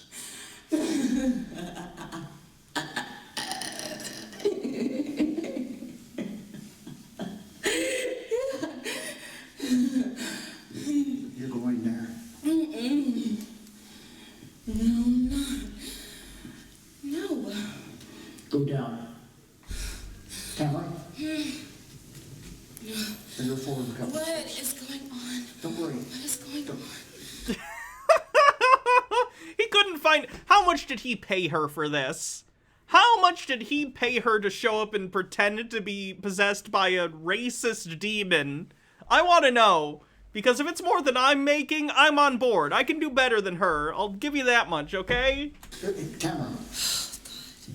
You're not doing what I tell you to do, Spirit. Was it like $100? Was it at least like, hey, come... Like on... Was it like on Craigslist? Come show up and pretend to be demon-possessed for $100? 20 minutes of work? You need to know God and His Word are in control. What would my demon act be? It would probably have to be some sort of really transphobic thing, where I'm like, oh, the demons made me trans. And I'd be like, oh, you got the demon out of me, Bob. Now I want to go watch football and do stereotypically masculine things. So I'm going to take the sword of the Spirit and I'm going to put it right through you.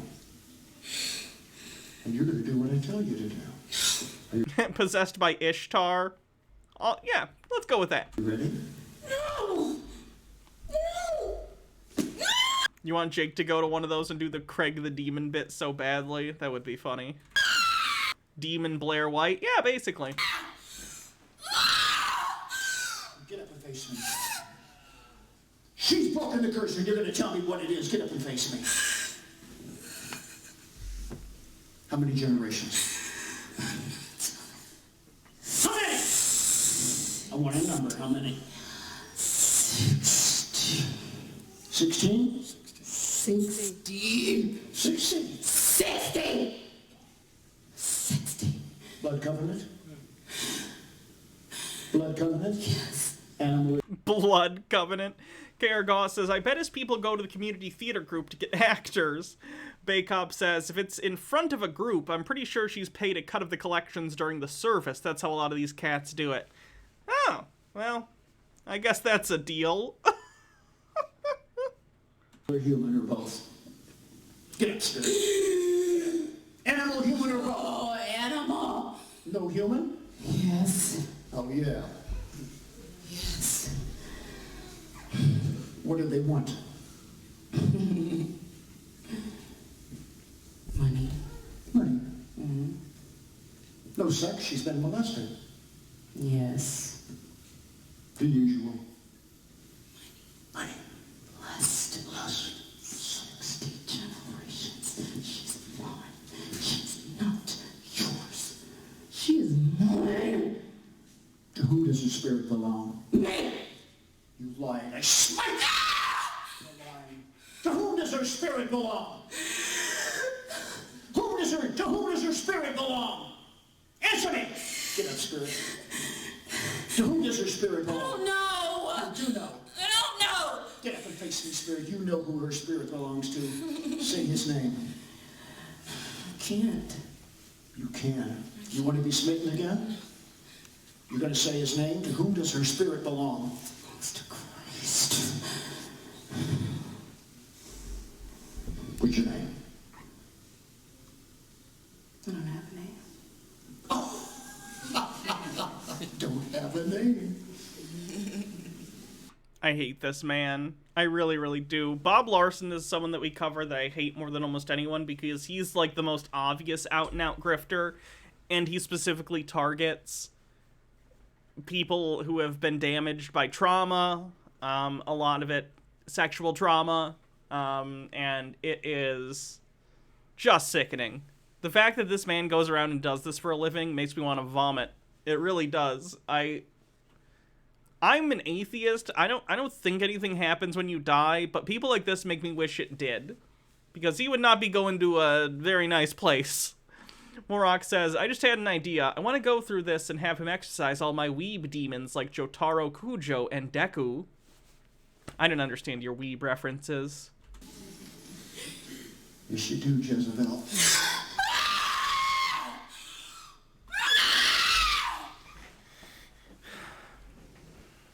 Get up. Jezebel on the bingo. She's molested as a child. Jezebel has to be there. You again! Yeah, me again. You again! Yep, definitely an actress. Music to my ears. And it's going to be me again. Until the Lord comes. Who is the chief spirit? Get your head up and open your eyes and look at me. Who is the chief spirit? I can't. Who is the ruler of this kingdom? I am Freemasonry. Freemasonry? In Africa? No. Picked up here in America? Yeah. Her father. Her father was a Freemason. Father's father. And her father's father. And her grandmother's father. Freemasonry everywhere. Freemasonry everywhere. Freemason on the bingo card. She's cursed. So you took all the witchcraft and the blood covenants of Africa and added Freemasonry to it. That doesn't mean anything, Bob. Now that's clever. So you got the blood covenants from Africa, and you got the Freemasonry from America, and all of A them. Native American. Oh, a Native American. Lots of it. Yes, her grandfather. Choctaw. Choctaw. Yes. You gotta come up from every direction. No wonder you're so confident. But she drove 4.5 hours tonight, and you were in torment. I do like the idea that demons can control your life but not prevent you from going to a seminar at the local hotel business conference room. Tea with Goblin says, Hina, you could be any number of the 72 Goetia demons. Bob is such a lazy grifter, he doesn't know any of the more esoteric ones. Here's one of my favorites, Stolas, a long, leggy owl boy who teaches about astronomy and poisons. It's a good one. That'd make a good D&D NPC. I like that.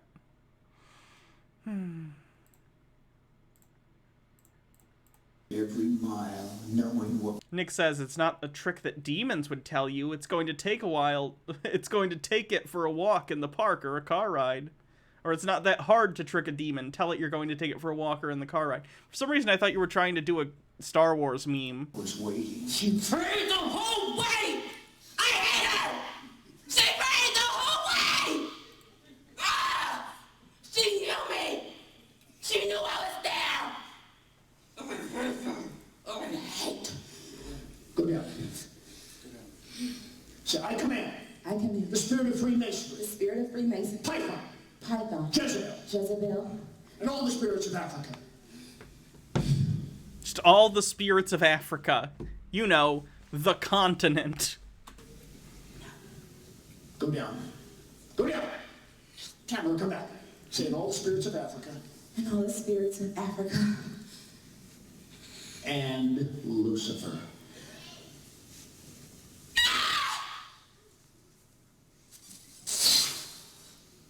Well, Freemasonry, Lucifer has to be here. He's the god of the lodge. Freemasonry is not chief. Lucifer is. So let's not waste time. Get it! I want Lucifer. I want Lucifer. She's back in the Don't wake me up! Don't you wake me up! I just woke you I have other things to do! You have someplace to go? No. Yes. No. Yes. No. Get up and face me, Lucifer. Get up! You want a wake-up call? I'll give you a wake-up call. Say, we all! We all! Go! Now! Two! Say it, two! To the pit. Say pit. Come out of her in the name of Jesus. Tell us where to go. Go! Go! Go!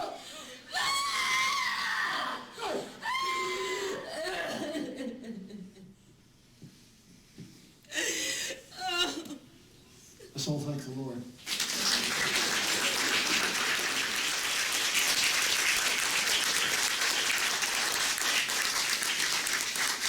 Is she a good enough actress that can she... It looks like she's trying to cry, but she doesn't have the actual acting skill to cry on command. So she's just doing the sad face. Oh, maybe there might have been a little moisture. Is it worth driving 4.5 hours? Daughter of Tiamat says, my girlfriend is watching The Thing, Campaign 1. Good news, she thinks you're hilarious. Oh, that's good. All right. Someone has to, statistically. Who sets the free? Who gets the glory? Everything's going to be different. God, Bob is such a piece of shit. I hate that man.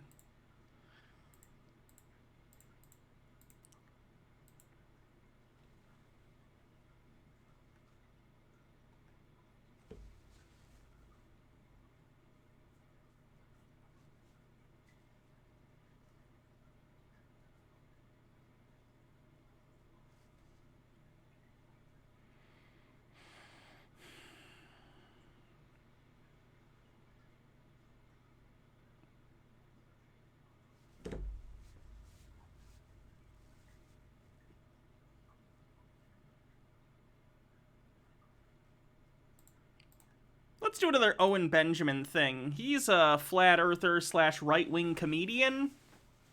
And he has things to say. In this video, I guess he has questions, presumably about cosmology of some sort, so we'll try and answer them to the best of our ability as lay people. MMO Addicted says, I assume you heard about Russian officially carving up Ukraine. Only thing lifting my mood is that Biden reassured the U.S. commitment to protect NATO allies and is redeploying more troops in my area. Yeah, I heard. And me and DITR Dearth, the Flat Earth guy, we've been texting. We're doing the stream this week. He's an awesome guy. So. Oh, I should point out, Owen Benjamin is an anti-Semite as well. Just want to be clear about that. Oh, that's happening. I can't stand. I don't know if he brings up anything like that in this video, but if it comes up, don't be surprised. He's an anti-Semite. When people He's one talk of those conspiracy theorists. Flat Earth people, and they try to humiliate them and be like, you're so fucking dumb. Look at you. Look at you thinking the Earth is flat. You're so stupid and I'm so smart. When in reality, there's a lot of really weird things about the shape of the Earth. You know, this is one of those topics where people are like, oh, you're gonna debate, you're gonna get all fucking destroyed. I'm like, well, I also have some questions about the shape of the Earth and how satellites never seem to break or hit any space debris, and there's like thousands of them, and there's never any issues. Satellites definitely have issues. I don't know how often they collide with one another, but that's why they work on telemetry data to make sure that they don't. Like, for instance, when they're trying to get rid of satellites, they try and get them back to Earth so there's less space junk out there.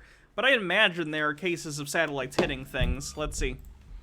Satellite collisions. Recently, I know there was a bunch of SpaceX satellites that something like that happened to.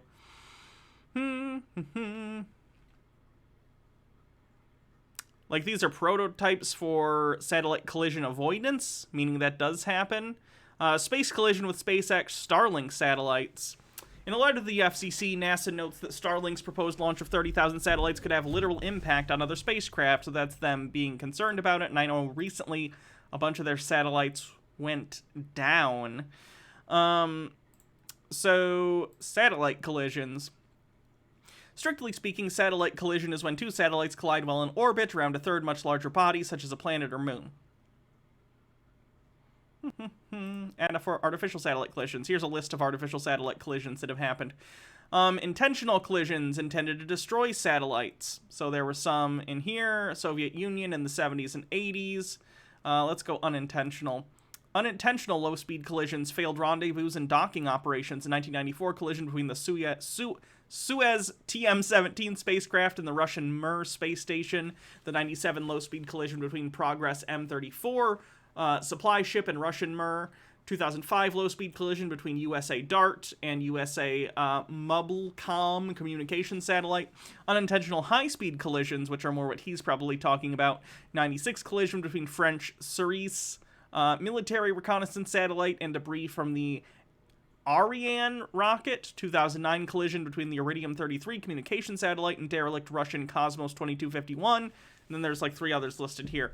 So this does happen, but they build satellites with systems in place to avoid this intentionally, because it's a bad thing to happen.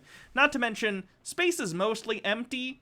I know that we have a lot of space junk floating out there, but even so, there's a lot of space out there, and we're not just dealing in 2 dimensions like cars on a road, we're dealing in 3 dimensions. So even if satellites are kind of parallel to each other, they're in, might be 3rd dimensionally separate from them. So yes, it happens, but not super commonly. As we continue to launch more and more satellites into orbit, it's going to be more and more of an issue, which is why they continue to develop systems to avoid collisions, but it is a thing that happens. MMO Addicted says, though in a less optimistic sense, historically, Poland's allies went for a pack of cigarettes whenever Russia came knocking. I'm sorry. Screaming at the Radio says, space is big, you just won't believe how vastly. Space is big, you just won't believe how vastly, huge, mind-bogglingly big it is. I mean, you may think it's a long way down the road to the chemists, but that's just peanuts to space. Douglas Adams, and this one is a real quote. Yeah, I enjoy Hitchhiker's Guide to the Galaxy. We never see them collide and fall to the Earth. And there's like 10,000 of them. 10,000 satellites around the Earth isn't... I mean, again, I don't want to minimize the amount that is. However, there's a lot of space around the Earth. Some of these are also not in, how do I put this? Relative to the Earth, some of them are in geosynchronous orbit. So they're moving in parallel with the Earth, not against it, and not at different speeds. So relative to the Earth, they're stationary. Those are relatively easy to avoid. And the other ones that are not, once again, they have anti-collision systems. They're put on paths and recorded what their paths are specifically, so when people launch their satellites, they can avoid the same paths. Like, they're not just randomly and blindly shooting things into orbit with no thought as to this. Astrofox says, multiple agencies and companies are working on crafts that can go up and deorbit space junk, too. Yeah, it's very cool. And they never go out. And there's space junk everywhere going thousands of miles a second, which is way stronger than any bullet, and you can't possibly track it. Why is that? Like, stuff like that. Like, I'm an inquisitive guy. And so, not inquisitive enough to do a Google search, apparently. So that's why Flat Earth people, I don't find them to be stupid at all. And I wouldn't be surprised if there was something legitimately nefarious going How much space is in his head? The mind boggles. On with our current model of the universe. I mean, obviously, it's not what they say it is. I love conversations like that, but people are always trying to be like, oh, sir, you're either going to humiliate him and he's going to look stupid, or you're going to look stupid, or you guys are just going to fucking say all the stupid shit. It's like, dude, it's fascinating. People get Why does his mocking voice sound like a bad impression of Cartman from South Park? so mad. There's so much around this because people are like, well, you know, it's called the bending of light. You know, you're always talking about the water when you the ship and the fucking curvature, and try doing that on land, faggot. It's like, how about we don't do the F slur? That'd be awesome. Nick says because he hates Jewish people like Cartman. Oh, that's fair. He is anti-Semitic. Hydrate. yeah, it's called the Salt Flats, and where is that? Ecuador, Venezuela. You can see like 150 miles, no curve. I'm not saying the Earth is flat. I'm just saying that's fascinating. They're like, well, I mean, try doing that. Try doing that. He is a flat earther. Faggot. It's like, stop saying dude, the F try slur. just talking about something and not being terrified all the time. How does that sound? How does it sound to just, you know, not assume? When people are like, they're these experts on light bending, it's like, you don't even know if it's a wave. Puka, thanks for 15 months. For a particle. It's both. It can't be. It can't be both a wave and a particle. A particle and a wave cannot simultaneously exist. I believe the idea is that it is a particle that acts as a wave. Not that it is both necessarily. But again, I have a layperson's understanding. You'd have to talk to a physicist about that. But my understanding is that it is a particle that acts as a wave. Not that it is literally a wave. Nick, thanks for gifting a tier 1 sub. A photon and a wave can't both exist. So when people say the frequency... Is it both? Okay. ...of infrared versus ultraviolet and all that, that means energy is transferring through a medium. If you ever see a wave with water, it just... the water doesn't move. It's the energy moves. That's how... Water is made up of matter, and it absolutely moves. What? Water is made up of, like, molecules, which are made up of atoms, and they absolutely move. What are you talking about? How a wave works. Wave-particle duality. Let's take a look. Let's see if I can understand this even a little bit. Wave-particle duality is the concept in quantum mechanics that every particle or quantum entity may be described as either a particle or a wave. It expresses the inability of the classical concepts particle or wave to fully describe the behavior on a quantum scale object. As Albert Einstein wrote, quote, "It seems as though we must use sometimes one theory and sometimes the other, while at times we may use either. We're faced with a new kind of difficulty. We have two contradictory pictures of reality. Separately, neither of them fully explain the phenomena of light, but together they do." Through the work of Max Planck, Albert Einstein, Louis de Broglie, Arthur Compton, Niels Bohr, Erwin Schrödinger, and many others, current scientific theory holds that all particles exhibit a wave nature and vice versa. This phenomenon has been verified not only for elementary particles, but also for compound particles like atoms and even molecules. For macroscopic particles, because of their extremely short wavelengths, wave properties usually cannot be detected. Although the use of wave-particle duality has worked well in physics, the meaning or interpretation has not been satisfactorily resolved. See interpretations of quantum mechanics. Bohr regarded the duality paradox as a fundamental or metaphysical fact of nature.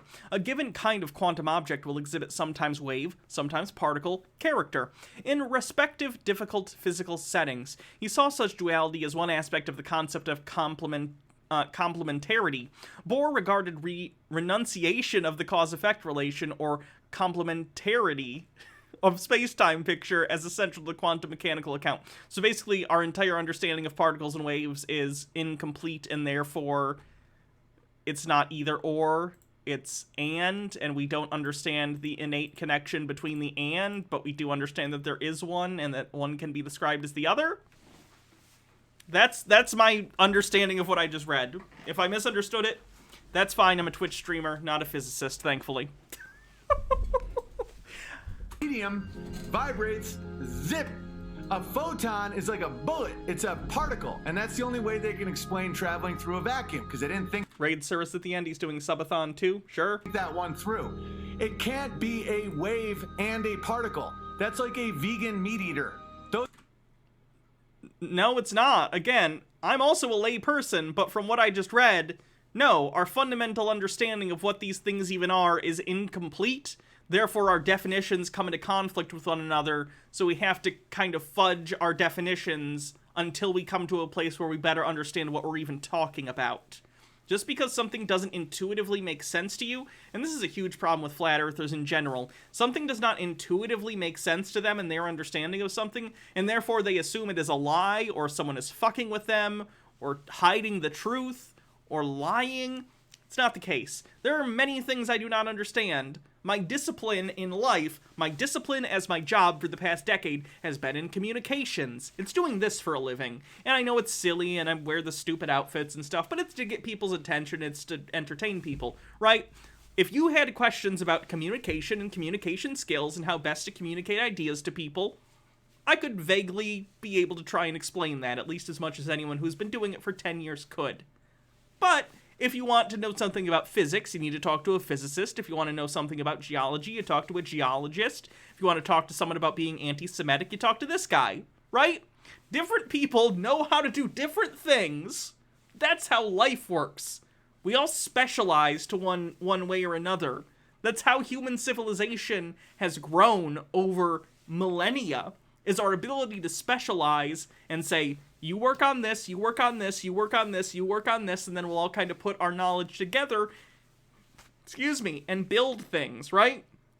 No one in the world can build a computer all the way, and I don't mean buying stuff on Newegg or whatever and clicking them together like adult Legos. I mean, no one individual person has the skill to build all the components of a computer themselves from scratch, program the computer, and put it all together. It requires the man-hours of countless people to develop computing and how we use it. It's a perfect example of how human civilization is compartmentalized and, what's the word I'm thinking of? Allocated. People's skills are allocated to different disciplines in order to better society's understanding of everything that we have people in different disciplines of. Those are two things that can't... Division of labor, yes. So how could it be a wave and a particle? And then they go, well, you're not smart enough to understand. Here's a... Sure? If you want to put it that harshly, that's fine. It's not about intelligence level, though. You might be very smart. Like, there's, Nobel laureates in all sorts of disciplines that wouldn't necessarily understand the research of other people in different fields. You could be someone who is, for instance, a brilliant writer, someone who's written, Pulitzer Prize-winning material, but you're not necessarily going to understand hardcore mathematics and vice versa. It's not about intelligence. The concept of generalized intelligence is outdated anyway. Different people are good at different things, right? And that's fine. But if you don't take the time to study something, much less something as complicated and, out there and theoretical as quantum physics, you're not going to understand it. You're just not, and that's fine. There's nothing wrong with accepting that every individual human being is inherently, by the nature of our individuality, going to have a relatively narrow view of the world, and we lean on each other to broaden that scope so that we all can succeed. That's great, that's fine, that's wonderful, that's how things work. Screaming at the Radio says, I'm a physicist. A particle is an excitation of quantum fields. Essentially, it's a wave, but it behaves like a particle at our scale. Quantum field theory is complicated, and lay people should essentially shut up about it. Those are things that are understood by physicists, but very tricky to explain without losing too much in translation, yeah. What you said, I will never understand this. I get that, and I don't claim to. It frustrates me that other lay people pretend to, and it's such a weird example of hubris. It comes off as just so full of themselves, so egotistical to believe that they can understand something that takes years and years of study to even scratch the surface of. Stone Corbell says, he says it's impossible to understand how something can be a wave and a particle, but I bet he believes in the Trinity, which is pretty unintelligible as a concept. Adia Blue says, the two main kinds of errors all programmers make are too simple date math, bad caching, and off by one mistakes. Skycub says, look, Flurf, the math does not lie. A team of Jews. Oh! There's the overt anti-Semitism on the bingo card. Overt anti-Semitism. Just so you know. Ew. See? Someone just said light's a string. Right, I'm not saying what isn't. I'm fascinated. The timestamp for that is 3:15. By this stuff, and I just find that world to be interesting. It could all be a psyop. It could all be bullshit. Psyop on the bingo card. It could be a way to discredit valid conspiracy theories. I don't think so. I think there's way too many things about it that are fucking insane, where it's not one of those hiding in plain sight psyop things where it's like it's meant to discredit. You know, like I've been wrong many times in my life, but I can usually spot those red herring type things where they're trying to pull you. I don't know if he's QAnon. I haven't seen any of his newer stuff. This is from a few years ago.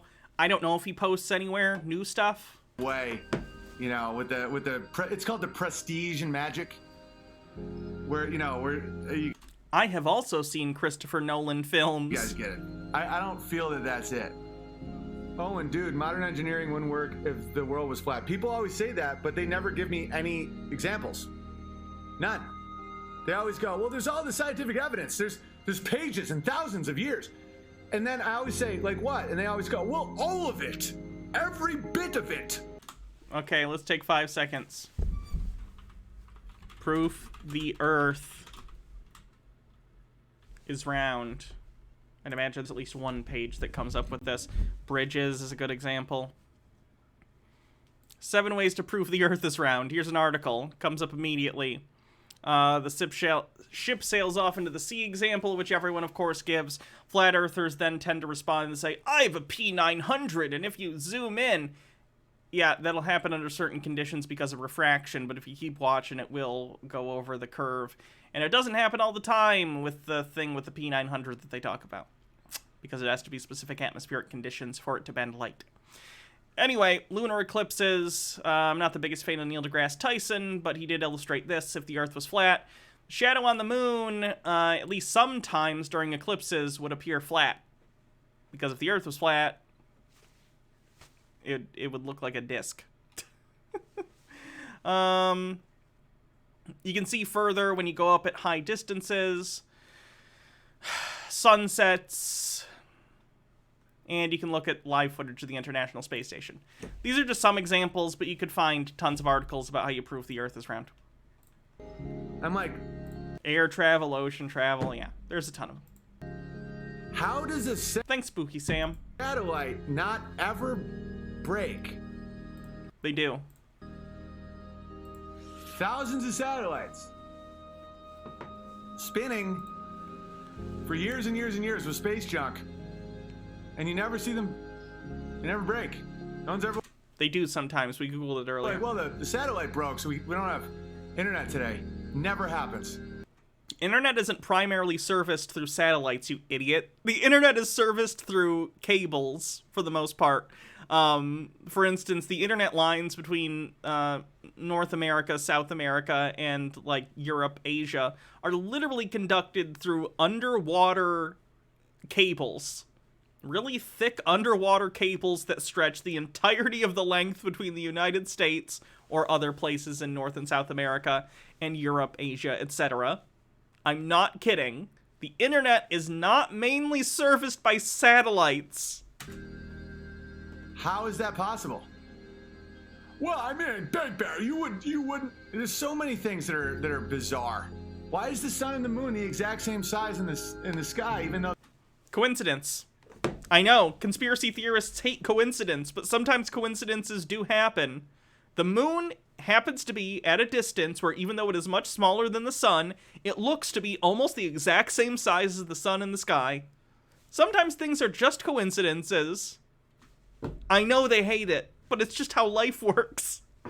Nick says, friendly reminder that this man has been a guest on Louder with Crowder.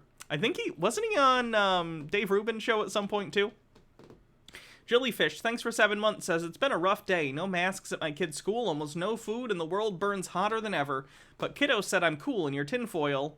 And you're in tinfoil, and we had tacos, and I'm apparently pregnant with your fetus, so that's better. Nice. They're 400 times different. I mean, it's a series of tubes. Yes, clearly. Size. I mean, the odds they're exactly the same size is insane. That doesn't make any sense. And then NASA has already lied to us about the moon landing. That is a fact. So we can't just believe them. They're liars. And the image of globe Earth has been photoshopped. I've seen interviews with the guy who did it. He brags about it. He doesn't brag about it. Again, this is something that a lot of flat earthers will reference. It was an interview with one of the people who works at NASA, and they were talking about how they have to, after they take the images of the satellites, they stitch them together. So, for instance, if you see any, like, low Earth orbit shots of the Earth taken by satellite, they aren't far enough away from the Earth to get an entire shot of the Earth in one go. So very similar to the panorama function on your phone, if you've ever taken a panorama.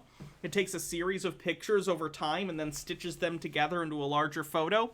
That's how a lot of pictures of the Earth work. It involves satellites traversing the surface of the Earth, or multiple satellites taking pictures as they go, and then stitching them together into a larger photograph to give you an image of the entire Earth.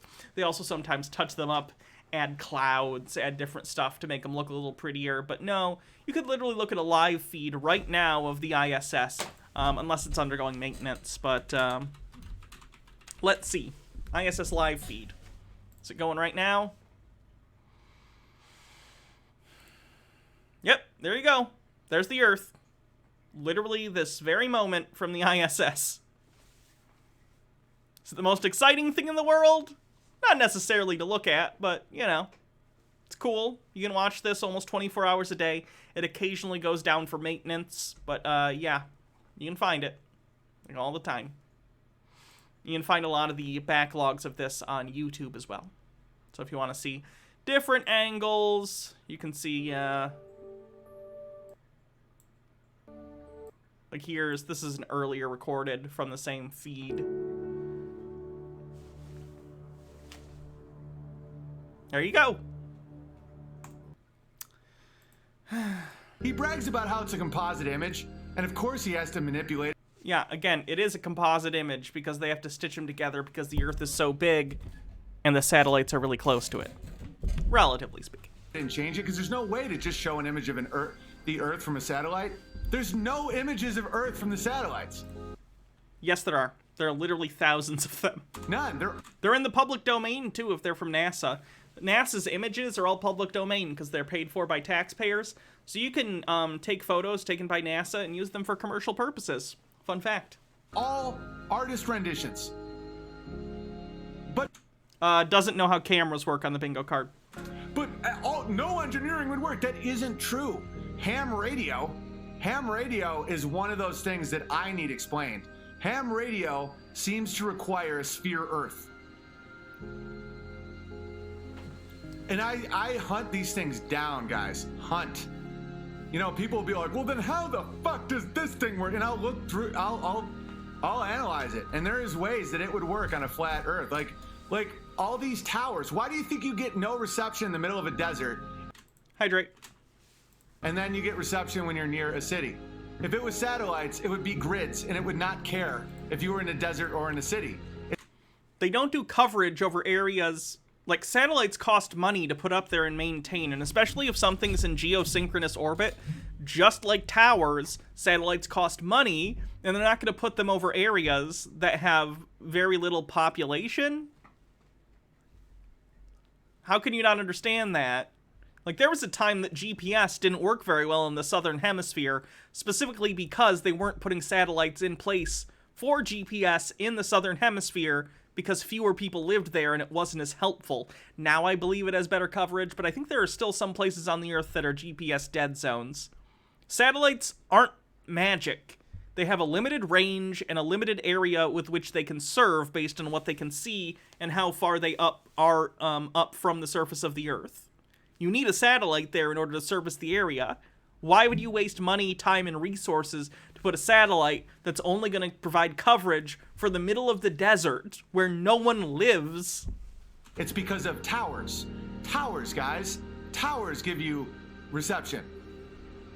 So... for cell phones, yes, and a lot of other things, yes. Did anyone claim that, like, cell phones are directly interfacing with satellites. You need a satellite phone for that. Myra Wren says, here's a single photo of a very round Earth. Earthrise. Yep. It was taken... Was this the Apollo 11 mission? No, Apollo 8, sorry. Very nice. Of course, if you're a flat earther, you're also a moon landing denier. And a Apollo mission denier in general, so... Why would, if it was satellites, why would it matter if you were near a large population or not? Why would there be these dead spots? Because it's topographical from towers. I'm not saying the... Cell phones are. Cell phones are absolutely topographical through towers. Yes, they're through towers. The world is flat. I'm just saying that... No one claims otherwise. That doesn't compute. Ham radio, AM radio... You know, these things seem... Is he claiming ham radios use cell phone towers to work? Is he? Is that his claim right now? ...to bounce around a sphere. But this is what I think is interesting. And yeah, someone could say that's the firmament. That's the dome around... And then people that just react like everyone's stupid, it's an insult to me personally. Everyone isn't stupid. You are stupid. When people are like, man... How could you even listen to these fucking morons? I'm like, your IQ is 90. Mine's way higher. What's your IQ? Let me know. So I think IQ is stupid anyway, but I've had an IQ test. Benjamin, what's your IQ? Just know that it's not stupid to wonder how all this shit works and why there is issues with a lot of it. There is. And it could be that the general population simply doesn't know a lot of shit because we weren't taught it in school. That's a possibility. A possibility is our educations are so fucking bad that we can't, because I can't put it together. So I know a lot of these people calling flat earthers stupid are full of shit. Again, he can't put something together in his head, so he assumes no one else can. He automatically assumes he must be smarter than other people. It's ego. It's being conceited. It's very strange. Education, brain destruction, schooling, but I also had really smart parents that taught me at home. I did a lot of learning on my own. Sky Comet Fallen says, I had a test, I broke it. I was 118 mathematical and 130 verbal. I, fun fact, am in the 99th percentile of verbal skills. I talk real good. I know words. I know what words mean real good. I had piano. I had a lot of logos. I can't put together how this works, how satellites work, how space works, how... I'm real bad at math, though, so that took it down. A plane isn't affected by the spin of the Earth, and yet people say, oh, it's all because it's in a contained thing. No, it isn't. When a plane is 30,000 feet off the ground, it's not even in the atmosphere. There's so little atmosphere. Yes. How small do you think the atmosphere is? What? The atmosphere goes up more than 30,000 feet. What? That it doesn't get sucked into an infinite vacuum. There's so... It's still in the atmosphere, you idiot. Little. Like, even when you're on a moving bus and you jump up and down or walk, you still feel movement. If we're spinning 1,000 miles an hour and a plane going east to west isn't affected by the spin of the Earth, that doesn't make any sense to me.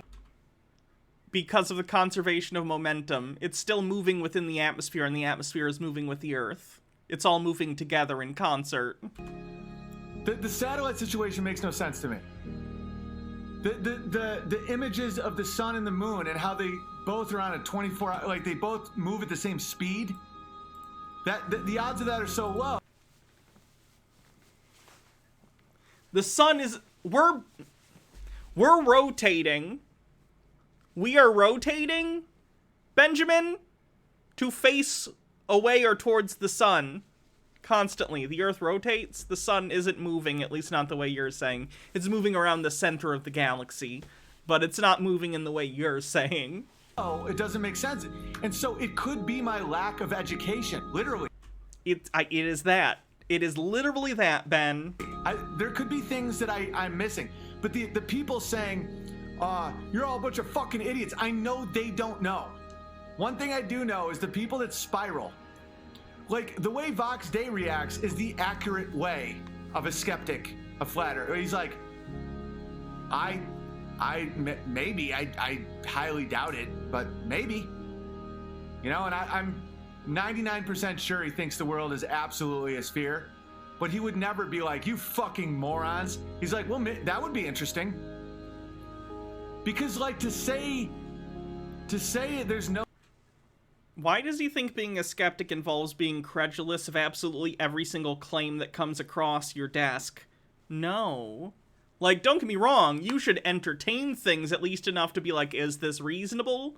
But once something appears to be unreasonable and you don't have reason to believe it and it doesn't follow or doesn't come to its burden of proof, then you say, no, that's not true, and Flat Earth falls into that category solidly. No chance when you understand the level of deception that people have done to the world. The means, motive, and opportunity are all there. And the fact that there is no cohesive image that science has given us of the universe. Dark matter and dark energy make no sense. To you.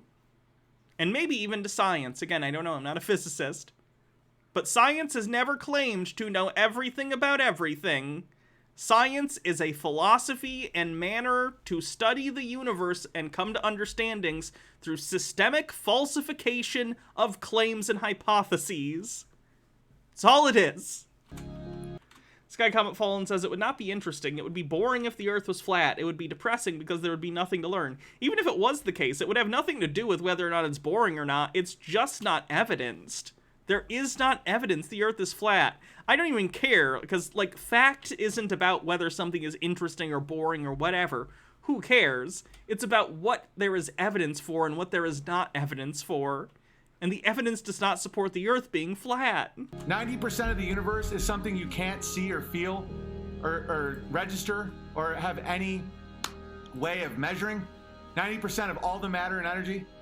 Why do you assume that we should be able to measure that much energy? To my understanding, and again, I don't know, there are physicists in the chat, correct me, but dark matter and dark energy are, from my understanding, basically they measure the amount of, like, matter and energy released by the Big Bang, and there should be more of it than we are currently able to detect. So dark energy and dark matter are not one thing, it's just all of the stuff we are incapable of detecting right now. Like, why does he assume we should start from being able to understand and look at everything in the universe? Why would we be able to do that? We've evolved very narrowly to be able to understand, process, and perceive the things on our planet, right? And we've developed machines and devices that help us expand that narrow view that we have, but by no means have we expanded it to infinity. There are things we don't understand and can't detect. It's just trust us. Gravity is immeasurable.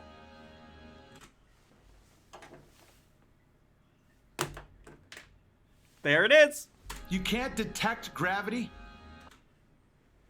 Yes, you can. You can detect the effects of gravity. Have you heard of the Cavendish experiment? On the smallest level of, like, of very dense objects, which doesn't make sense. There should be an ability to have very, very tiny dust particles get attached based on gravity. You can literally do that experiment.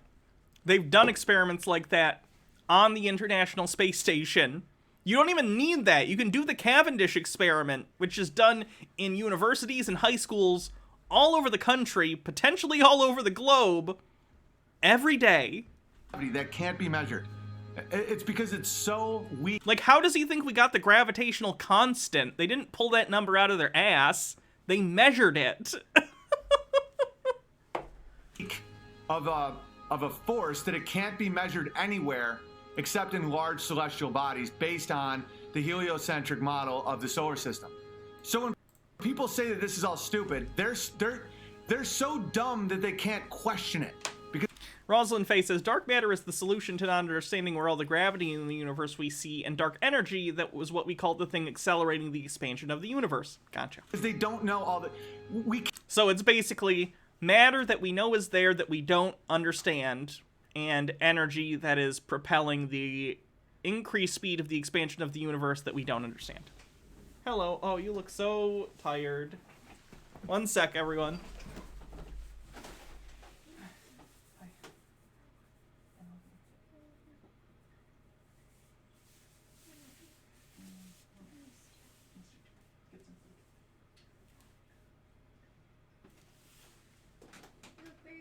Thank you.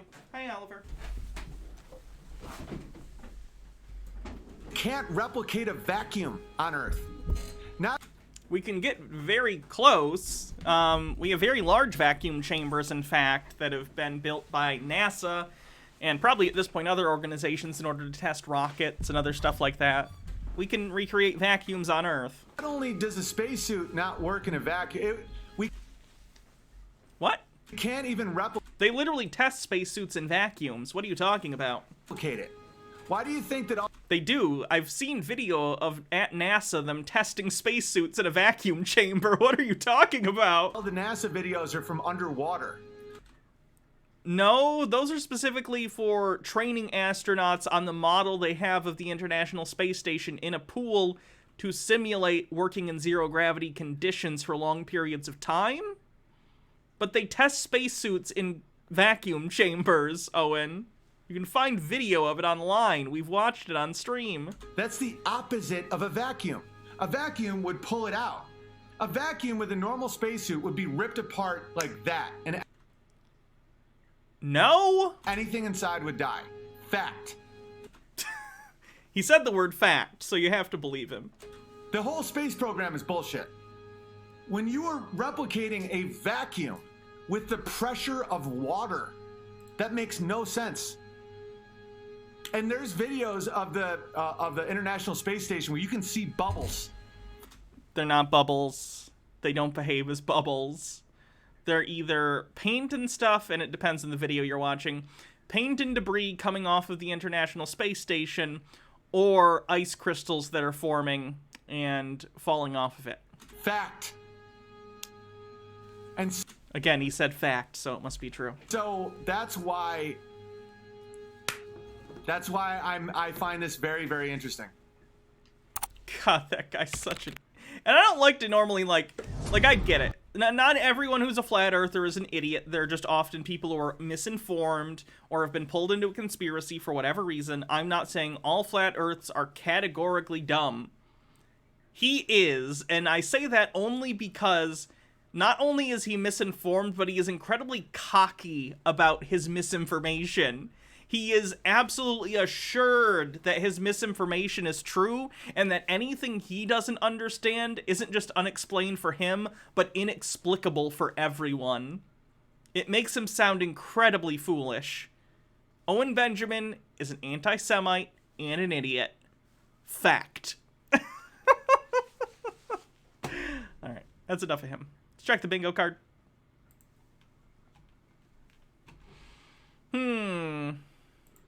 Jezebel on the bingo card.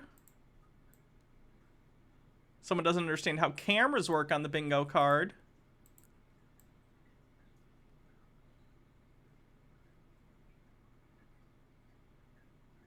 Where's overt anti-Semitism on the bingo card? Because we definitely got that. Might be on page 2. Oh, we did get PSYOP. 33, PSYOP. Thank you.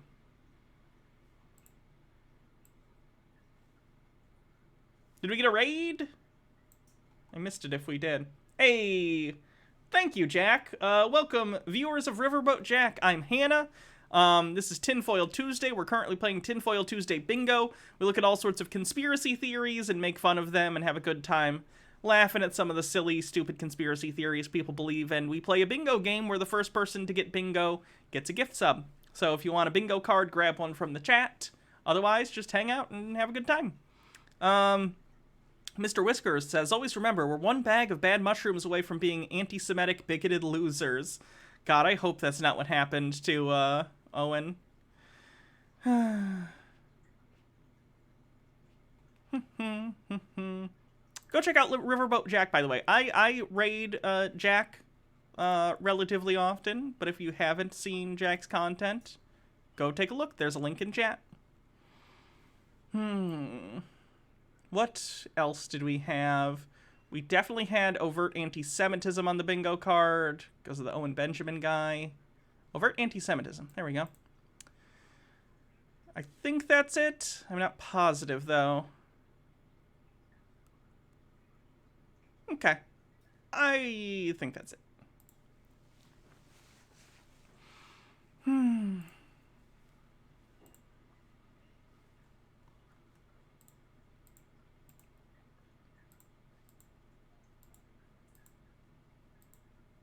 Who do we want to cover next?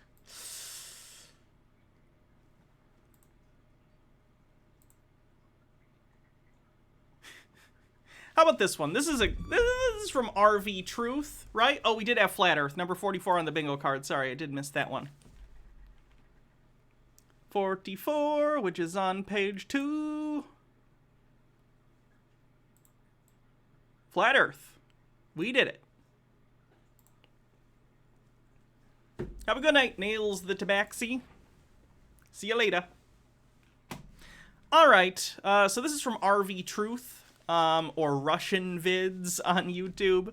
Always a good purveyor of conspiracy nonsense. This video is entitled, The Freemason God Exposed as the North Star Polaris, Part 1. So this is a saga. Let's buckle in. With all the videos I've made over the years, I believe this will be the most important as far as exposing the Freemasonic God, Lucifer himself.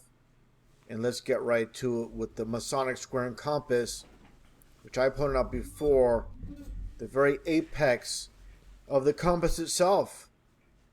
It says Pole Star. And if you look at other depictions of the Freemasonic Square and Compass, it actually shows the eye of Lucifer himself. Let's look up All-Seeing Eye. All-Seeing Eye. The Eye of Providence. The Eye of Providence, which can also be seen on the American $1 bill. The all-seeing eye of God is a symbol that depicts an eye often enclosed in a triangle and surrounded by rays of light or glory meant to represent divine providence, whereby the eye of God watches over humanity. A well-known example of the Eye of Providence appears on the reverse of the Great Seal of the United States, which is depicted on the United States $1 bill. So as I've pointed out before, it's not satanic. It's actually quite the opposite. It's supposed to depict the divine eye of God, not satanic. Freemasonry, as I've talked about before, is not an evil cabal or a secret organization that wants to do anything evil. It's literally a men's club that began centuries ago as a trade guild for Masons. Freemasons, break up the word, Freemasons, were a guild of independent Masons, you know, people who do stonework or other craftsmanship of that sort,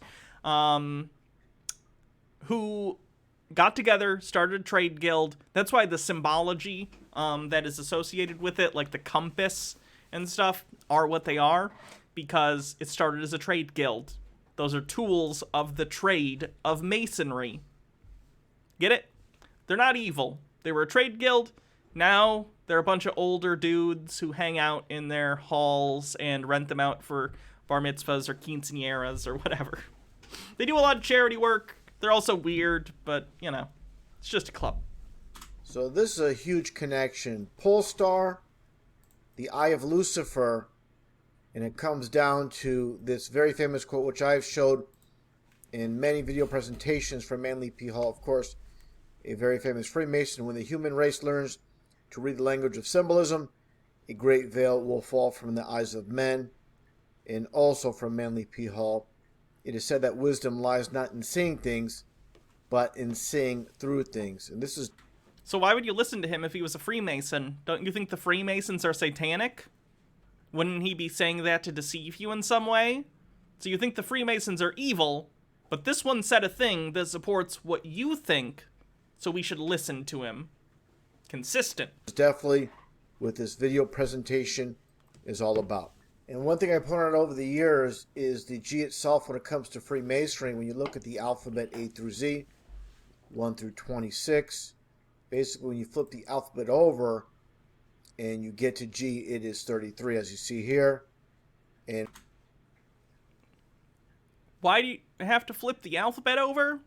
What? The pole star itself, in numerology, Chaldean to be Numerology on the bingo card, which I think we already have. specific, is 33. So you have your dual 33s in plain sight with the pole star and the G itself. And of course, when it comes to the 33, this represents from Revelation 12, the third or 33% of the fallen angels. And just like you see here, the eye of Lucifer on the top of the compass itself when it comes to Freemasonry.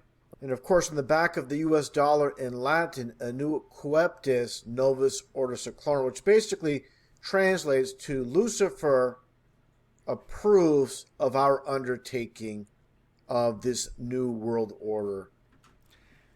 Well, that's definitely not what it means. Now I gotta look that up. Thanks, conspiracy guy, making me Wikipedia things today. Sky Comet Fallen says, fun fact, my grandpa was a real Freemason. When he died, a bunch of Masons showed up to participate in his internment.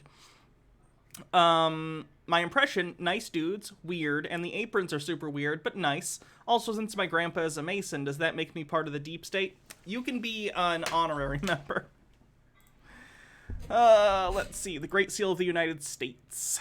We'll take a look at what that means.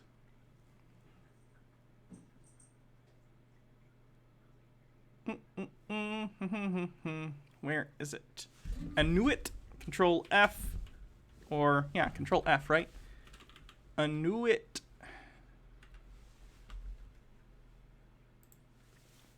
Here we go. Two mottos appear. Anuit Coeptis signifies that the province has approved of our undertakings, or Novus Ordo Seclorum, freely taken from Virgil, is Latin for a new order of the ages. So basically it's saying, like, that Providence has approved of our undertakings, aka God likes us, and two, a new order of the ages, which makes sense considering it was something that was designed in the United States after, you know, us breaking away from the UK. So, that's what it means. Has nothing to do with Satan. Surprise! So definitely nothing is hidden in this world. You got to dig a little deeper. Again, everything's in plain sight. Just like you see here with Queen Elizabeth and her aide. And just take a close look. You see, of course, the red and the blue, which equals purple for royalty or witchcraft.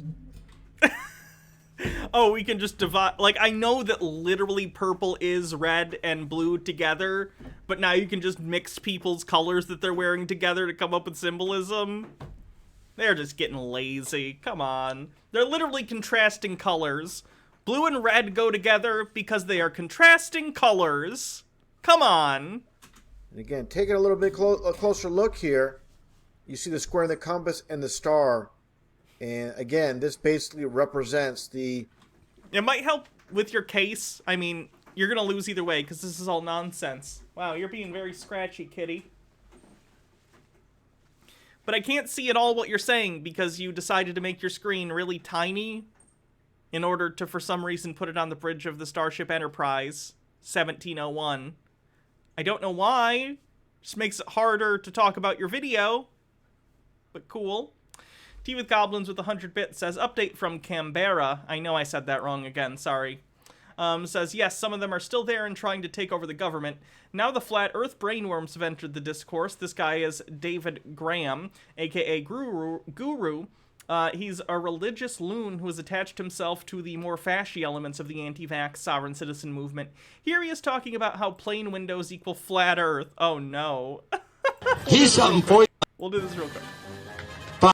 80 Blue says, Canberra. Well, thank you very much. Now you've incentivized me to always say it wrong, though, if you're going to give me $1 every time I pronounce it Canberra. Canberra. I gotta pretend I'm saying it with an Aussie accent. Canberra. You want to go down to Canberra? And, this is a knife. I don't know Australian things, mate. Shrimp on the barbie. Steve Irwin. What's that? Sydney Opera House. I just lost all my Australian fans. That's fine. Something for you folks. I want to see the Australians do an English do an American accent. I dare you, okay? Down a little rabbit hole. You just gotta sound nasally. 1957, they changed square windows in planes to fisheye windows. All right, they said it because the windows were popping out. I don't know. I know a fisheye gives you a curve angle. The lines are popping out. So then in 1958, they removed the flat Earth model from the Encyclopedia Britannica. Gone. It was in every edition before then. Had the height of the dome, ice wall. I'm not saying whether it's real or not, I'm just telling you some information. Right, in 58 they moved that. In 59, what happened? They created NASA. Okay? Pedophiles. NASA. Pedophiles. Planetary pedophiles. So if you look at it, folks, they changed the window so you couldn't see a flat Earth, you had to see a round one. Right? Then they took it out of the Encyclopedia Britannica, and then 59 they created NASA. Do the maths. I'm not saying it's a flat Earth, I'm not saying that at all. I'm just saying do the maths, guys. I'm not saying flat Earth, but I am saying flat Earth and accusing NASA of being pedos for some reason. Right, there's plenty of stuff out there that don't add up, okay? And it's up to you people to make up your decision on what you believe, all right? But do not believe your history, okay? I've told you before, I couldn't go to school. I hated school. That's a self-report. Went surfing. I went surfing and thought about pedophiles in space. The North Star, or Polaris, the pole star, as I showed earlier, as you see here. So the importance of the star. People look at the square and the compass, but the star is really the important aspect that really needs to be spotlighted. And again, Queen Elizabeth, basically what it comes down to, with the Elizabeth being 33 in Chaldean, in numerology, it's Queen 33. And having Queen Elizabeth being that 33 name is very, very important, of course, when it comes to those that run this world. It's not important. It's not. And again, the color-coded red and blue, just like you see here, the blue devil and red devil. Look at this stock image I found. It's very sinister. Just like the video game, Devil May Cry, the same concept of the red and the blue again. Again, red and blue are common. The same with like orange and cyan, I think, in graphic design, because they are contrasting colors that make an image pop. So especially if it's for an ad for something, or in fashion, whatever, anything where you're going for an aesthetic, contrasting colors are usually a pretty sure bet. It's not a conspiracy. It's just how eyes work. Again, equaling purple. Now, do we have red and blue as Masonic symbols? I don't know. Let's take a look at our master list. Where is my Freemason list? Here it is. Let's see. Orange, 33, butterflies, the sun, 5-pointed stars, pyramids, blue and gold, black and white, covering one eye, rock on hand symbol, crowns, spirals, the moon, magic circles, Shakespeare, Freemason stairs, diamonds, big cat print clothing, lightning Saturn, cages, pizza, backwards words, masks, arches, heart signs, peace signs, red shoes, 666, tiny... Nope. Let's add it.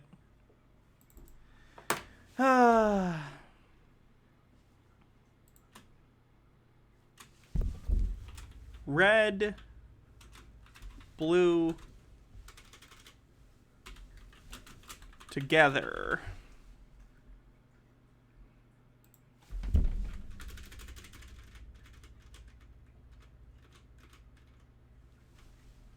That'll do.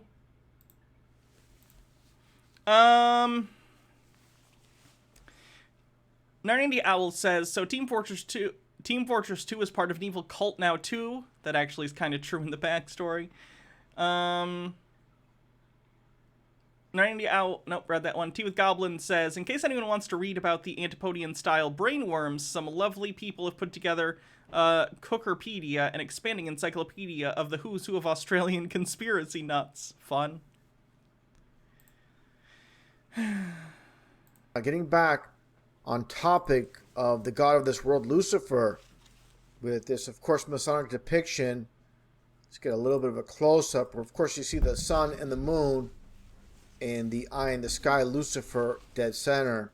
Now, the very important concept of the structure of Freemasonry when it comes to the York and the Scottish Rite, when you work your way up, of course, different levels of Freemasonry. I'm just imagining the Enterprise coming across some sort of anomaly in space that somehow manifests itself as an insane YouTube conspiracy theory video, and they can't get it off their screen. You work your way from the bottom all the way to the top. The very top, of course, is the photon torpedoes. Third degree. And of course, that represents, of course, like I said earlier, the pole star itself. And this is what happens when it comes to the Masonic lodges. As you work your way up, you're, of course, kept in the dark. As you work your way up, the compass itself, as you see here, the different levels, as you move up to the highest point of Freemasonry. We have gotten my research, yes, on the bingo card. You come to know that Lucifer is the god of Freemasonry. Isn't that the first Star Trek movie? No, in the first Star Trek movie, it manifests itself as a giant alien Vagoo. V'ger. Masonry, the god of this world. Like it states in the Bible, 2 Corinthians 4:4, Satan, who's... The thing in the first Star Trek movie looks so much like a vagina, I don't even know if I can show it on Twitch. Is the god of this world has blinded... I'm joking, it's not that close, but yeah. The minds of those that don't believe. It's vaginal imagery. And that gets back to this quote by Manly. We've not had forced feminization on the bingo card now. A.P. Hall, it is said that wisdom lies not in seeing things, but seeing through things. And definitely taking a look at the ceiling of the Masonic lodges, which I'll go through. And they basically, you see in the very top here, this is their god. All for all to see. Polaris, the eye of Lucifer, as you can see here. Definitely. Polaris is literally just the star that currently lines up with the Earth's, like, axis of rotation. So it's what we colloquially call the North Star. It appears to be stationary within the sky because, you know, again, it's aligned with our axis of rotation. There's no significance to it cosmically other than it happens to be helpful for navigation for human beings. This is their god, all in plain sight. And specifically being Polaris. Other stars historically have actually been the North Star because our axis has a wobble. So I think 2,000 or 3,000 years ago it was a different star, and in another 2,000 to 3,000 years it'll be yet another star, and then it cycles back through. And I'll get more. Joey is strong. Thanks for 400 bits. More of that in a little bit. But definitely the star on the ceiling, the North Star, Polaris, for all to see. In every single one of these Masonic lodges, there is the North Star right in the dead center. All the other stars, and there is Polaris. And one thing I want to get into as far as stars themselves, obviously in this world full of nothing but lies, we're told that basically stars are distant suns. Look at all these stars through digital cameras, P1000s, P900s, either one. They look different because you're looking at them through the atmosphere with a camera that was meant to take pictures of things close to you on Earth. You're seeing atmospheric disturbance. You're not actually getting an accurate image of what they look like.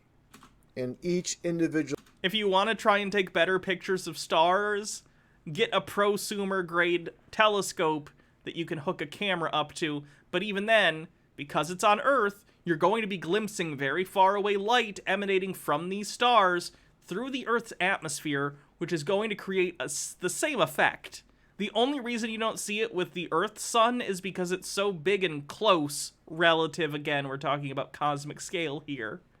The only way to get really clear images of stars, suns, and other solar systems, you need to be in outer space outside of the atmosphere, which is why the Hubble telescope was so impressive, and why its successor, the James Webb telescope that just got launched last December, is so important to astronomical research. so-called distant sun, these stars are different. And these stars are souls. These stars are spirits. Again, these people that run this world, they have the knowledge at the very top. He thinks stars are, like, spiritual beings? The very apex of the pyramid, everybody underneath are kept ignorant. Knowledge is in the hands of the few, and the rest are kept ignorant. The classic structure for manipulation and control. With all the lies, though, they do give us the truth. In the world of duality, when it comes to Freemasonry, they give us the truth in music, movies, TV shows, cartoons, and lie to us in the news and the school textbooks. Let's take a look here as an example when it comes to truth in movies from the 1984 movie based on George Orwell's book. This is probably going to be fiction cited as fact. Take a listen when it literally 1984. Comes to stars. Is literally 1984 not on the bingo card? I should add literally 1984 on the bingo card. Party seeks power for its own sake, not as a means but an end. Power over the human mind, and because we control the mind. Reality is inside the skulls. We control the laws of nature. The stars are not light years, but a few kilometers away. It's literally number 84, though. Cites fiction as fact. Well, there you go. And before playing this next clip, I want to give Prepstar credit for his footage of Polaris using... Let me see your card if you think you got a bingo, Astro Fox. His Nikon P900 digital camera. And definitely you can see this is not a distant sun. This is, again, the god of this world, Polaris. That the... Well, there you go. That's Satan. Ashmail89, thanks for 13 months, says we need to convince them that Cobra Command is real. Cobra. Satanic spurious symbology, that's not how science works. Jezebel cites fiction as fact. You win! Congrats, you have won the bingo for today. I will write your name down for future, gift sub, unless you would like me to gift it to someone else. I will go ahead and write your name down. Astro Fox 9.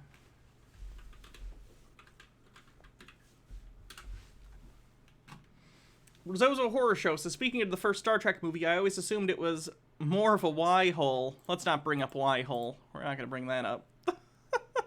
So that's the official bingo winner of today. Of course, as usual, we can still play for fun, but that is the gift sub of the winner of this week's Tinfoil Tuesday. Rhodes says they were close. Oh yeah, you just needed forced feminization. That one's pretty rare, though. The forced feminization doesn't come off as often. Luciferians that the Freemasons worship. Definitely a spirit in the sky. Stars are souls, no doubt about it. Again, stars are souls. That's a new one. Absolutely no way you're looking at a distant sun. Now, this is something I found. It is. It literally is, though. It doesn't really matter what you can see with your, like, P900 camera. It wasn't made to take pictures of things in space. He did not say forced feminization now. Very interesting when it comes to the Georgia Guidestones, which had an opening date of March 22nd, 1980. March, of course, being the third month of the year, you get your 322 when it comes to Freemasonry, Skull and Bones. And for those that don't know about the Georgia Guidestones, it's all about the New World Order agenda. Isn't Skull and Bones a completely separate organization from the Freemasons? Skull and Bones is like a collegiate society thing that's kind of like a fraternity. Keeping the population under 500 million. Basically, internationalism, and it's written in multiple languages. But for those who don't know about the Georgia Guidestones, the Georgia Guidestones were something that was put up by a private person. We don't know who they are. But the Georgia Guidestones are what some individual thought are guidelines for keeping people alive if there was ever some apocalyptic event. So in many languages, it basically says, keep the population under such and such amount, keep in harmony with nature, a bunch of basic stuff that you would think if, society had collapsed and you wanted people to be able to survive. Basically, some conspiracy wackadoo probably put this up, and then other conspiracy wackadoos looked at it and went, oh, it must be the Freemasons. When it comes to the Georgia Guidestones itself, a very interesting aspect is it has a peephole. And again, this peephole looks directly at Polaris. Every night of the year, Polaris can be observed through a peephole in the Georgia Guidestones. So this is very interesting.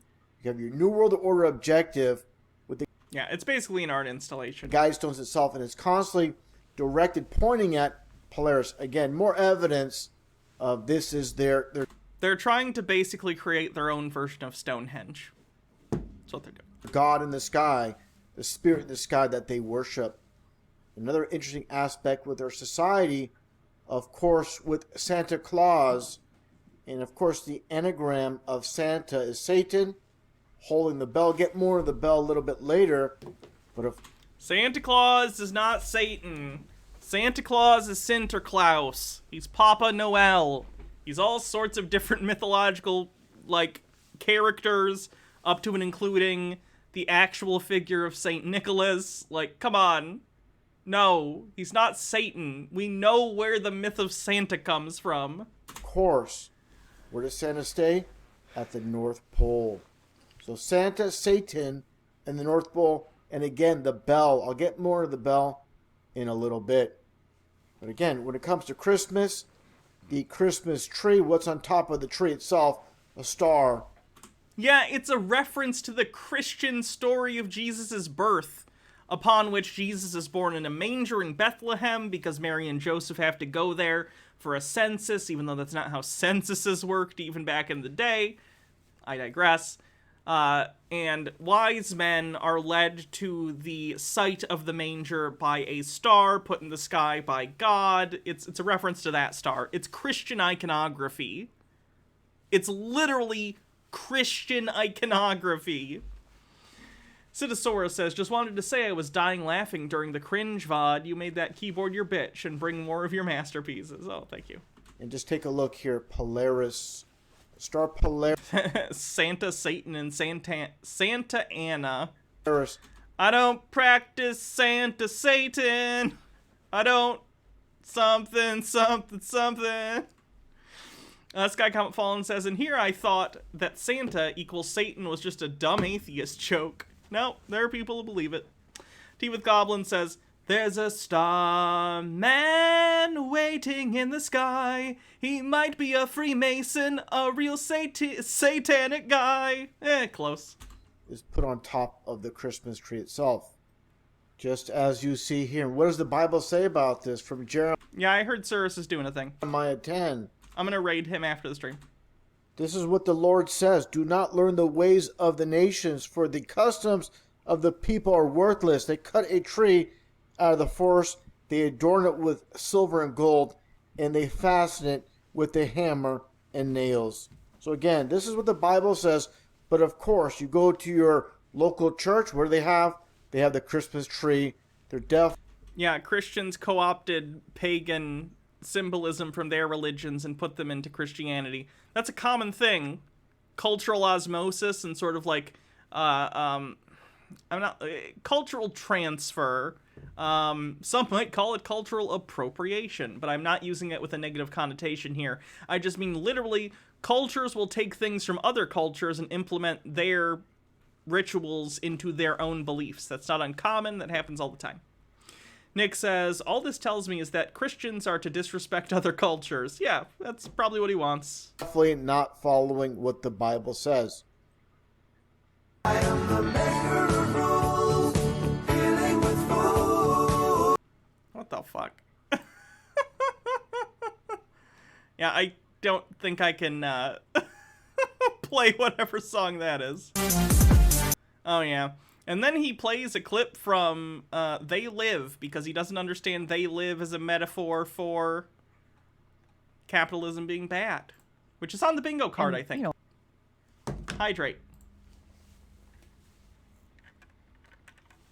So once again, conspiracy people not understanding anything.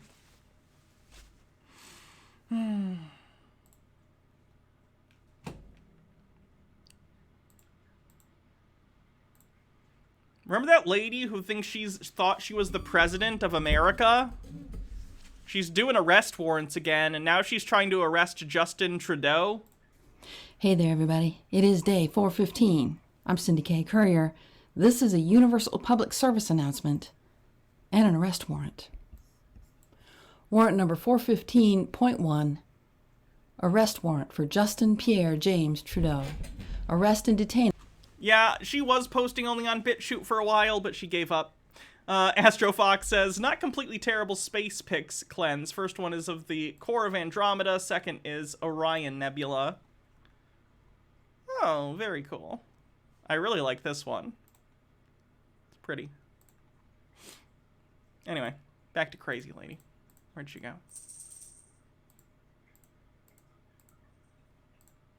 There she is. At Guantanamo Bay Detention Facility, wanted for questioning related to healthcare fraud, financial fraud, child sex trafficking, pedophilia, seditious conspiracy, treason, and crimes against humanity.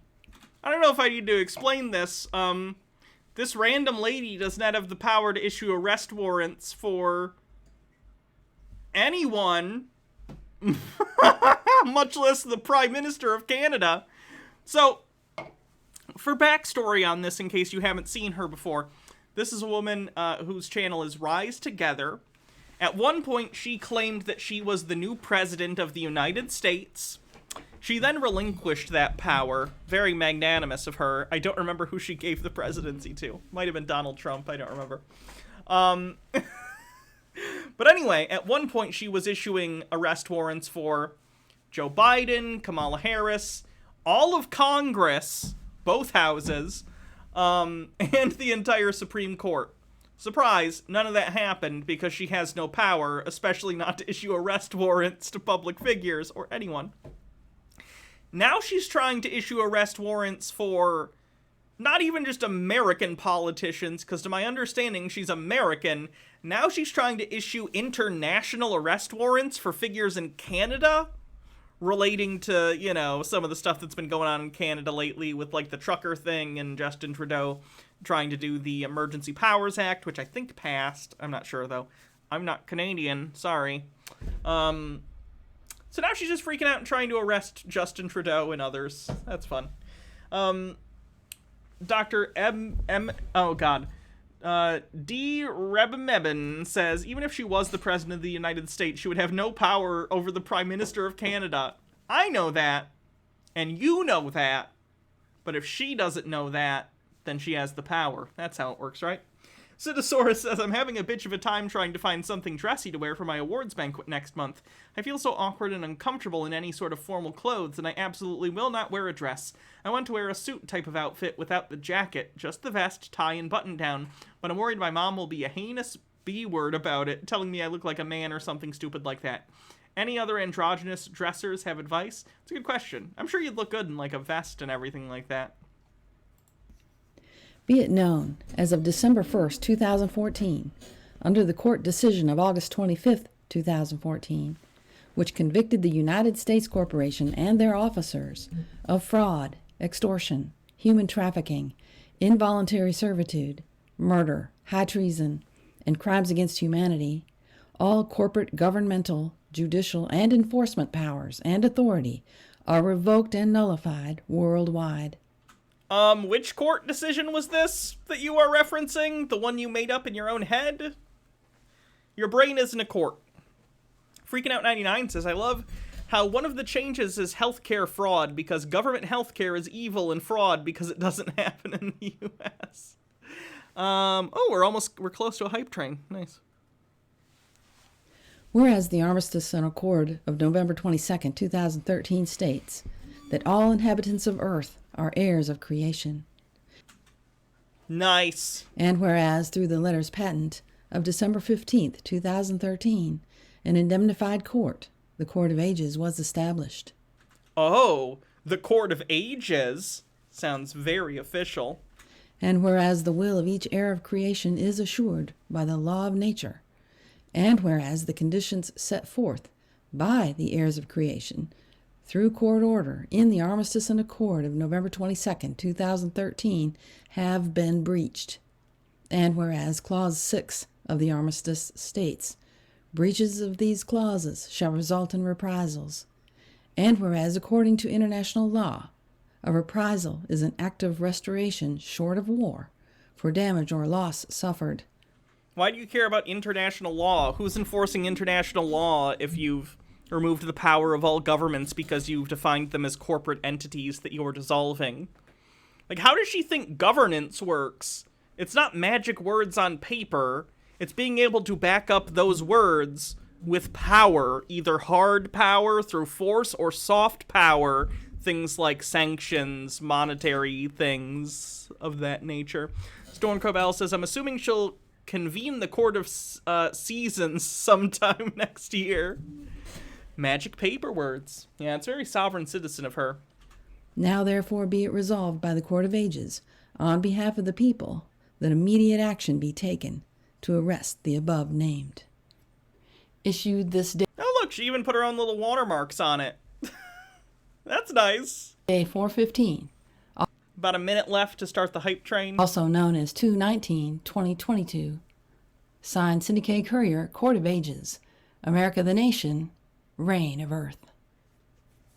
And so, it is. Well, there's one. Let's see who else she has. War in South 4. Hey there, everybody. It is. She might be a judge and Trudeau is effed. Who knows? Could be related to Marcel. Marcel is still on the run, by the way, to my knowledge. Day 415. I'm Cindy K. Courier. This is a universal public service. Cidosaurus says train. It has to be 100 bits to start a train. I don't set those rules. That's a Twitch thing.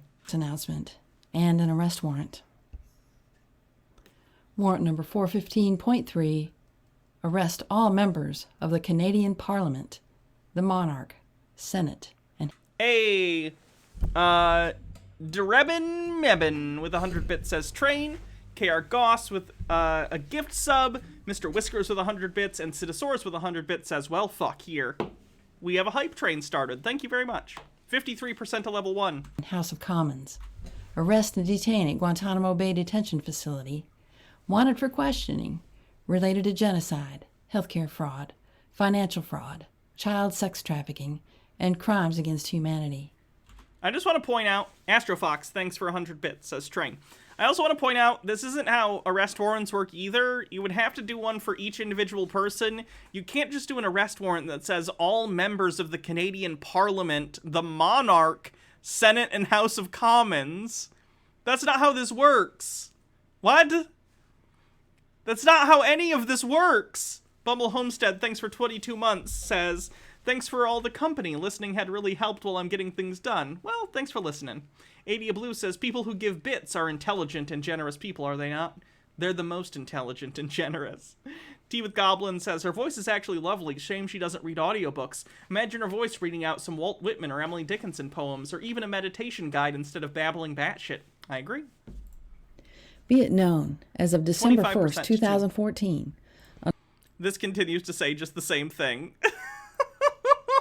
She not only does this with that, this one is someone named Christia Friedland. Again, I don't know Canadian politics. Forgive me for not recognizing these names. But I don't. I'm sorry.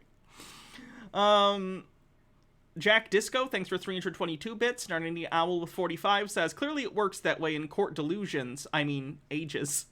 Guyish, thanks for 100 bits. 51% to level 2. So we also have arrest warrants for Steve Bell.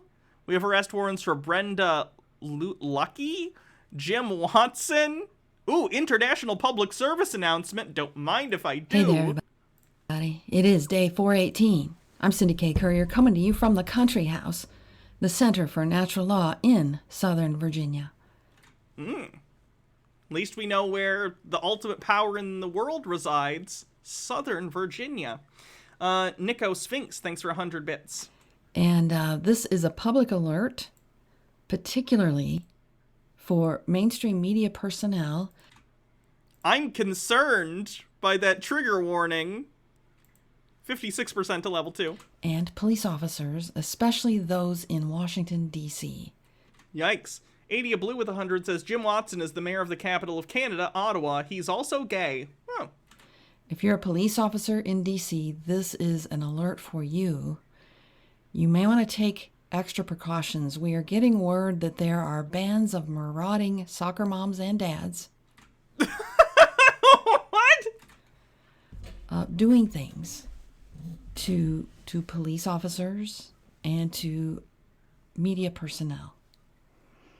And, you know, these people seem to be taking natural law seriously.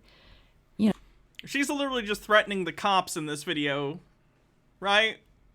She's just threatening the cops. You know, in a way that some of us didn't think that they would, but they are. And so I'm going to read you what this says. It says, the punishment for harming a child is equal to the harm inflicted in the case of child murder. The murderer is put to death. So she's calling for things to happen to the police, which I cannot repeat here on Twitch, and I do not endorse. So this is a word of 62% to level 2. Caution. Now, I have some advice for you. Just in case you want it for any reason. No reason at all. Here's a link to this video. Just, you know, random thought. If you're a police officer finding yourself in an awkward position, number one, you may want to keep your pockets empty. Do not put valuables in your pockets. Because Narnia Owl says, soccer moms are taking the law into their own hands. I'm soccer mom. Because when you're hanging upside down, you know, stuff tends to fall out. Also, if you find yourself in that position, don't run and hide and cover yourself up. Bathe the police in marinara. I like marinara. 67% with a minute left. Because that just makes you look like a cream puff. You know, strut around. Act proud, like you normally do. Okay? Okay. That's it for now. See you next time.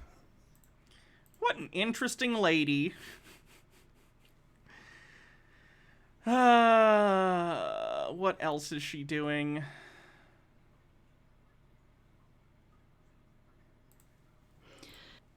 Has she ever wore that buckskin? Not that I have seen. 73% with 30 seconds left. Don't let the train die, chat.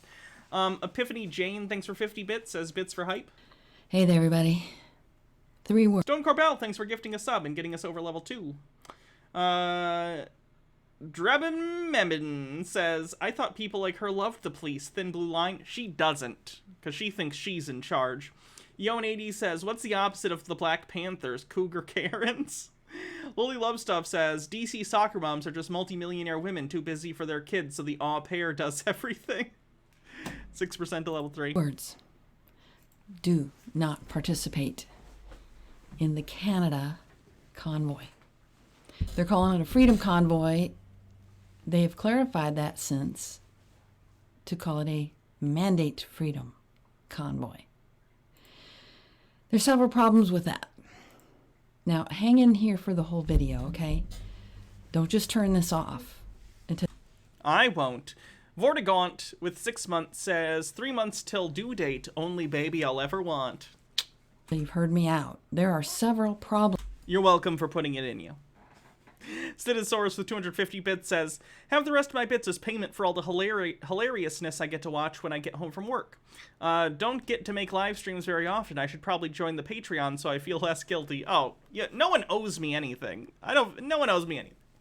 Don't give me money out of guilt for any reason. Only give me money to support the show if you want to. The entertainment's free. Archangel, thanks for 16 months. Glycolic Moment, thanks for gifting a sub. 91% to level 3. Problems with what's going on down there. First of all, I want to let you know that the Ottawa Chief of Police held a press conference saying that pretty much they're going to drop the hammer on everybody who participates. Not now, maybe. They treated them with kids' gloves. Fun fact. Discordant Vol with 100 bits says, does Flashdance thing with bits. Thank you. 95% to 3. But they're watching everything, watching everybody, and they're going to drop the hammer on everybody who participates. So just don't do it. Don't provide money. Don't help with the GoFundMe. Don't do it. Why? Because it's illegal and unlawful by natural law. What do you mean, Cindy? Well, here's what I mean. If you have your paperback... I gotta buy whatever book she's getting this from. Bardlock Moses with 100 bits. Thank you. Level 3 complete. ...back version of the Law of the Land Handbook, turn to state... Law of the Land Handbook. Law of the Land Handbook. Did she write a book? It's a PDF file. Yes, please. Hold on. Once it loads, we'll take a look at these rules. 0% to level 4. Wow, this is PDF takes a long time to load. Oh boy. Okay, download. Save. Please don't be a virus. Please don't be a virus. Please don't be a virus. It's loading. In bigger this time. Tea with Goblin says, lies. We must all give tribute to our tinfoil totem, else our crops will wither and our lipstick will smudge. True. 4% to level 4. Oh, their server sucks. There we go. Let's take a read of this. Law of the Land Handbook, Court of Ages. Law of the Land Handbook, the Airship Trust. Through the Sestui Que V Act of 1666. The natural rights of our collective human race were surrendered for a legal fiction which held those rights in trust. In 2013, I took sole ownership of that trust, and in 2016 established a worldwide economy called the airship economy. Okay. Hydrate. Discordant Vol says, is there prep for computers? Also, new badge level. Nice. 9% to level 4, with 2 minutes left.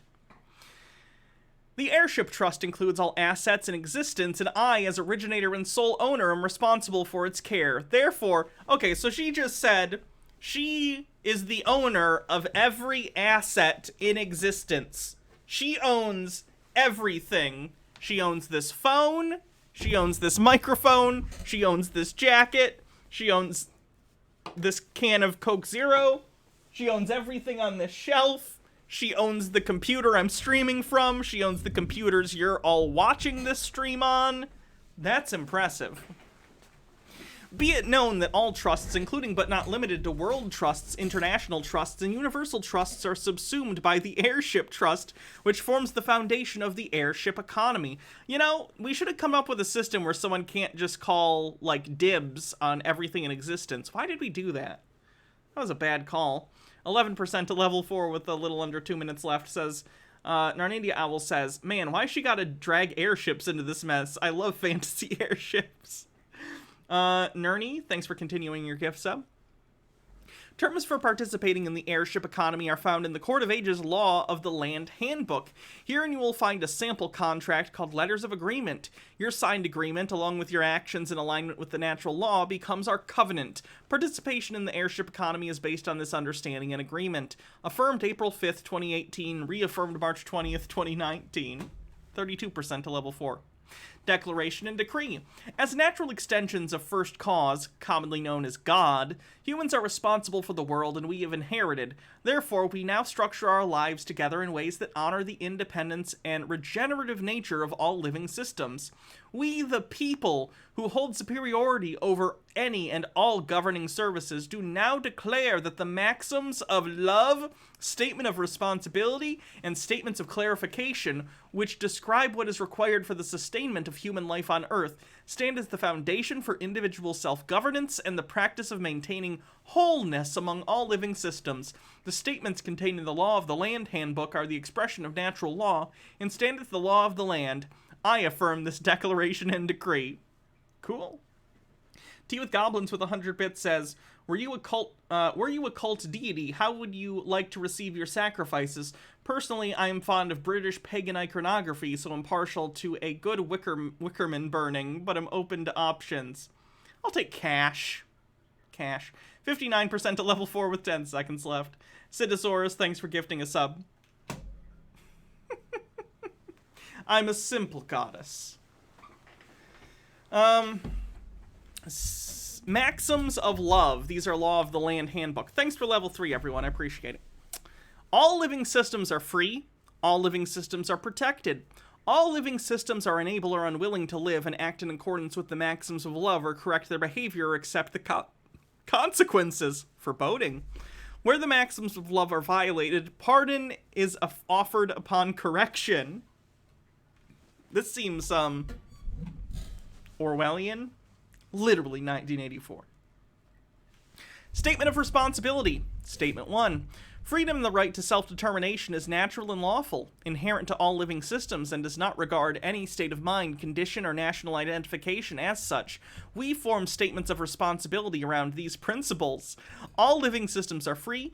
The value of living systems is unlimited. Each living system is equal in value to all other living systems. All living systems who violate these principles are pardoned upon correction. So she's basically saying everyone's free and we're all equal, and if you break the law, we'll let you, you know, do stuff. I just want to know, like, what are the actual laws?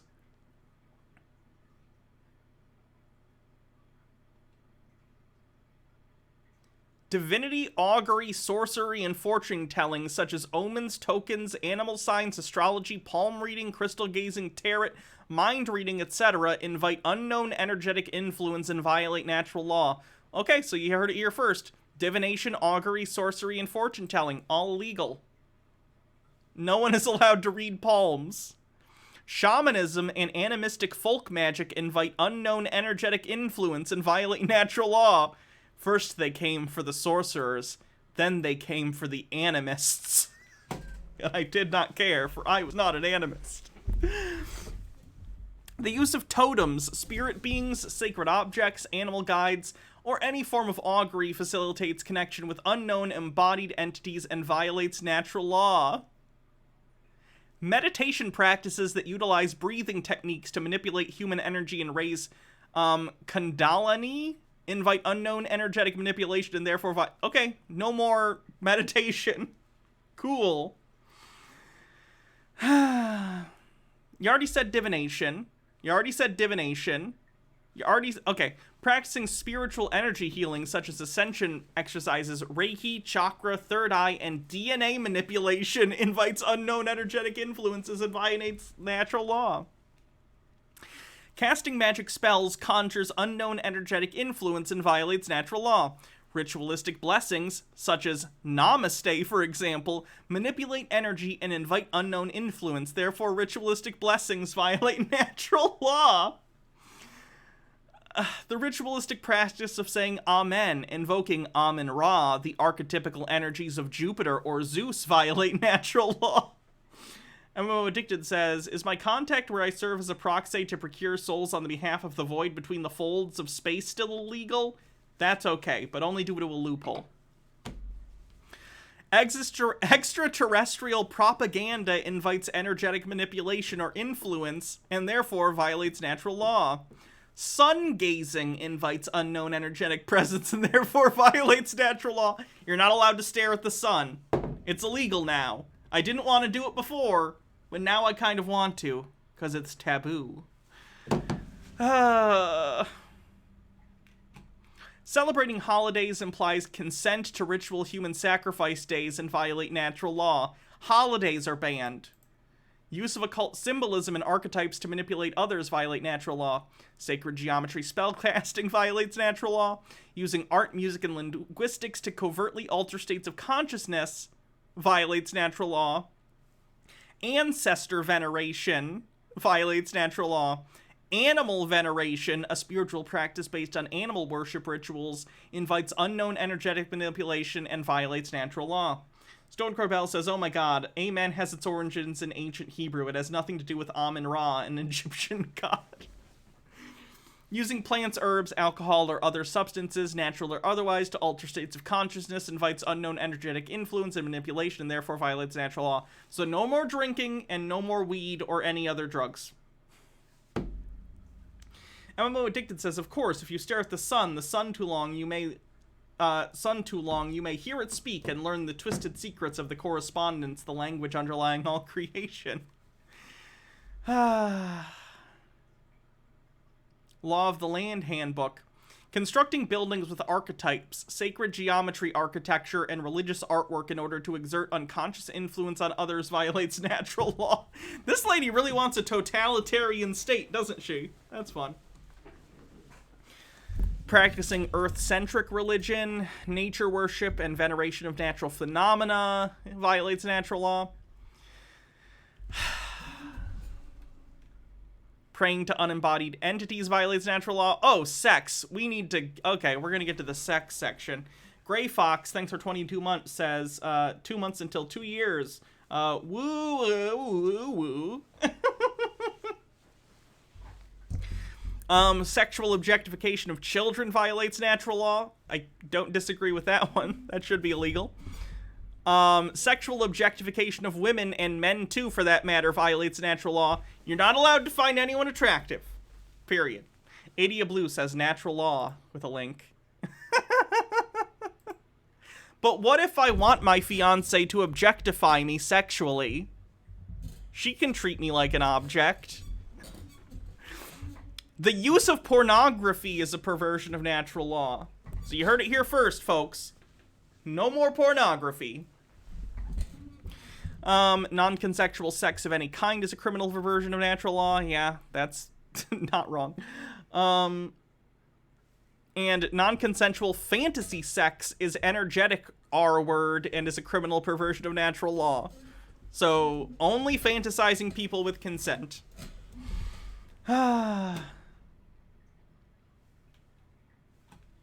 Morok says, this is an actual quote from a Sonic comic. Quote, the SWAT bots came for the foxes and I did not speak up because I was not a fox. Then they came for the rabbits and I did not speak up because I was not a rabbit. Then they came for the squirrels and I did not speak up because I was not a squirrel. God, I hate Ken Pender's run of Sonic. I watched a YouTube video recently with that talked about that. Elmo Addicted says, Hannah, you just said that publicly in the chat with your future father-in-law in it. Yeah, and? Dr. Eben says, wait, I can't smoke weed or watch porn? This is the worst trade deal in the history of trade deals. I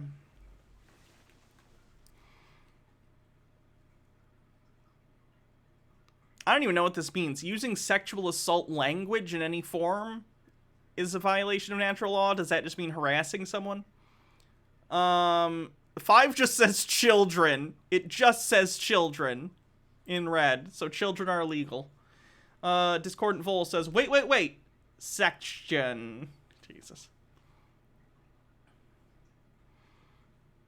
A lot of this is just saying anything involving, like, doing stuff to kids is wrong, which is true. The use of nursery rhymes, children's stories, songs, literature, etc. to deliver occult messages violates natural law.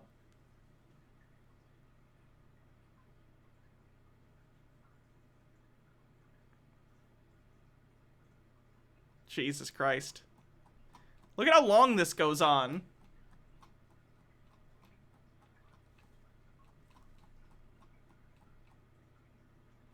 Okay. Tea with Goblins with 50 bits, post a link.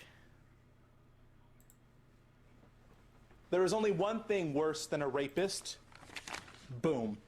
A child. No. There is only one thing worse. I've seen that before.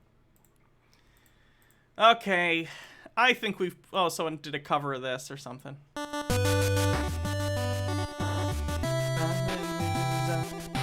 From another place, not from outer space, but from some place even higher, ramblers are.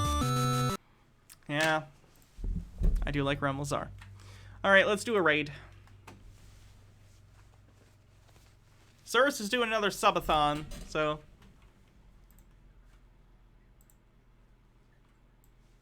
Thanks everyone for coming to the stream. I'll be back tomorrow for another one. I hope you have a good evening. I'll be back tomorrow, like I said. Congrats to the winner of Tinfoil Tuesday Bingo. If you were here from the raid, I hope you like what you saw. We do Tinfoil Tuesday once or twice a week. It's not called Tinfoil Tuesday on non-Tuesdays, obviously, but it's the same thing. Also cover crypto, cringe, talk about the silliness of cryptocurrency and NFTs, Chud Watch, where I take a look at right-wing grifters, people like Ben Shapiro, Dave Rubin, John Doyle, and, talk about them. Sovereign Citizen Days, where we talk about sovereign citizens and their stuff. We do all sorts of stuff here, so if you liked it, give me a follow. Mega Rich Monday, we look at dumb things rich people buy. Yeah. Anyway, have a good night, everyone. I will see you guys on the flippity flop, or whatever humans say. I don't know what humans do. Alright, see you guys later. Have a good night.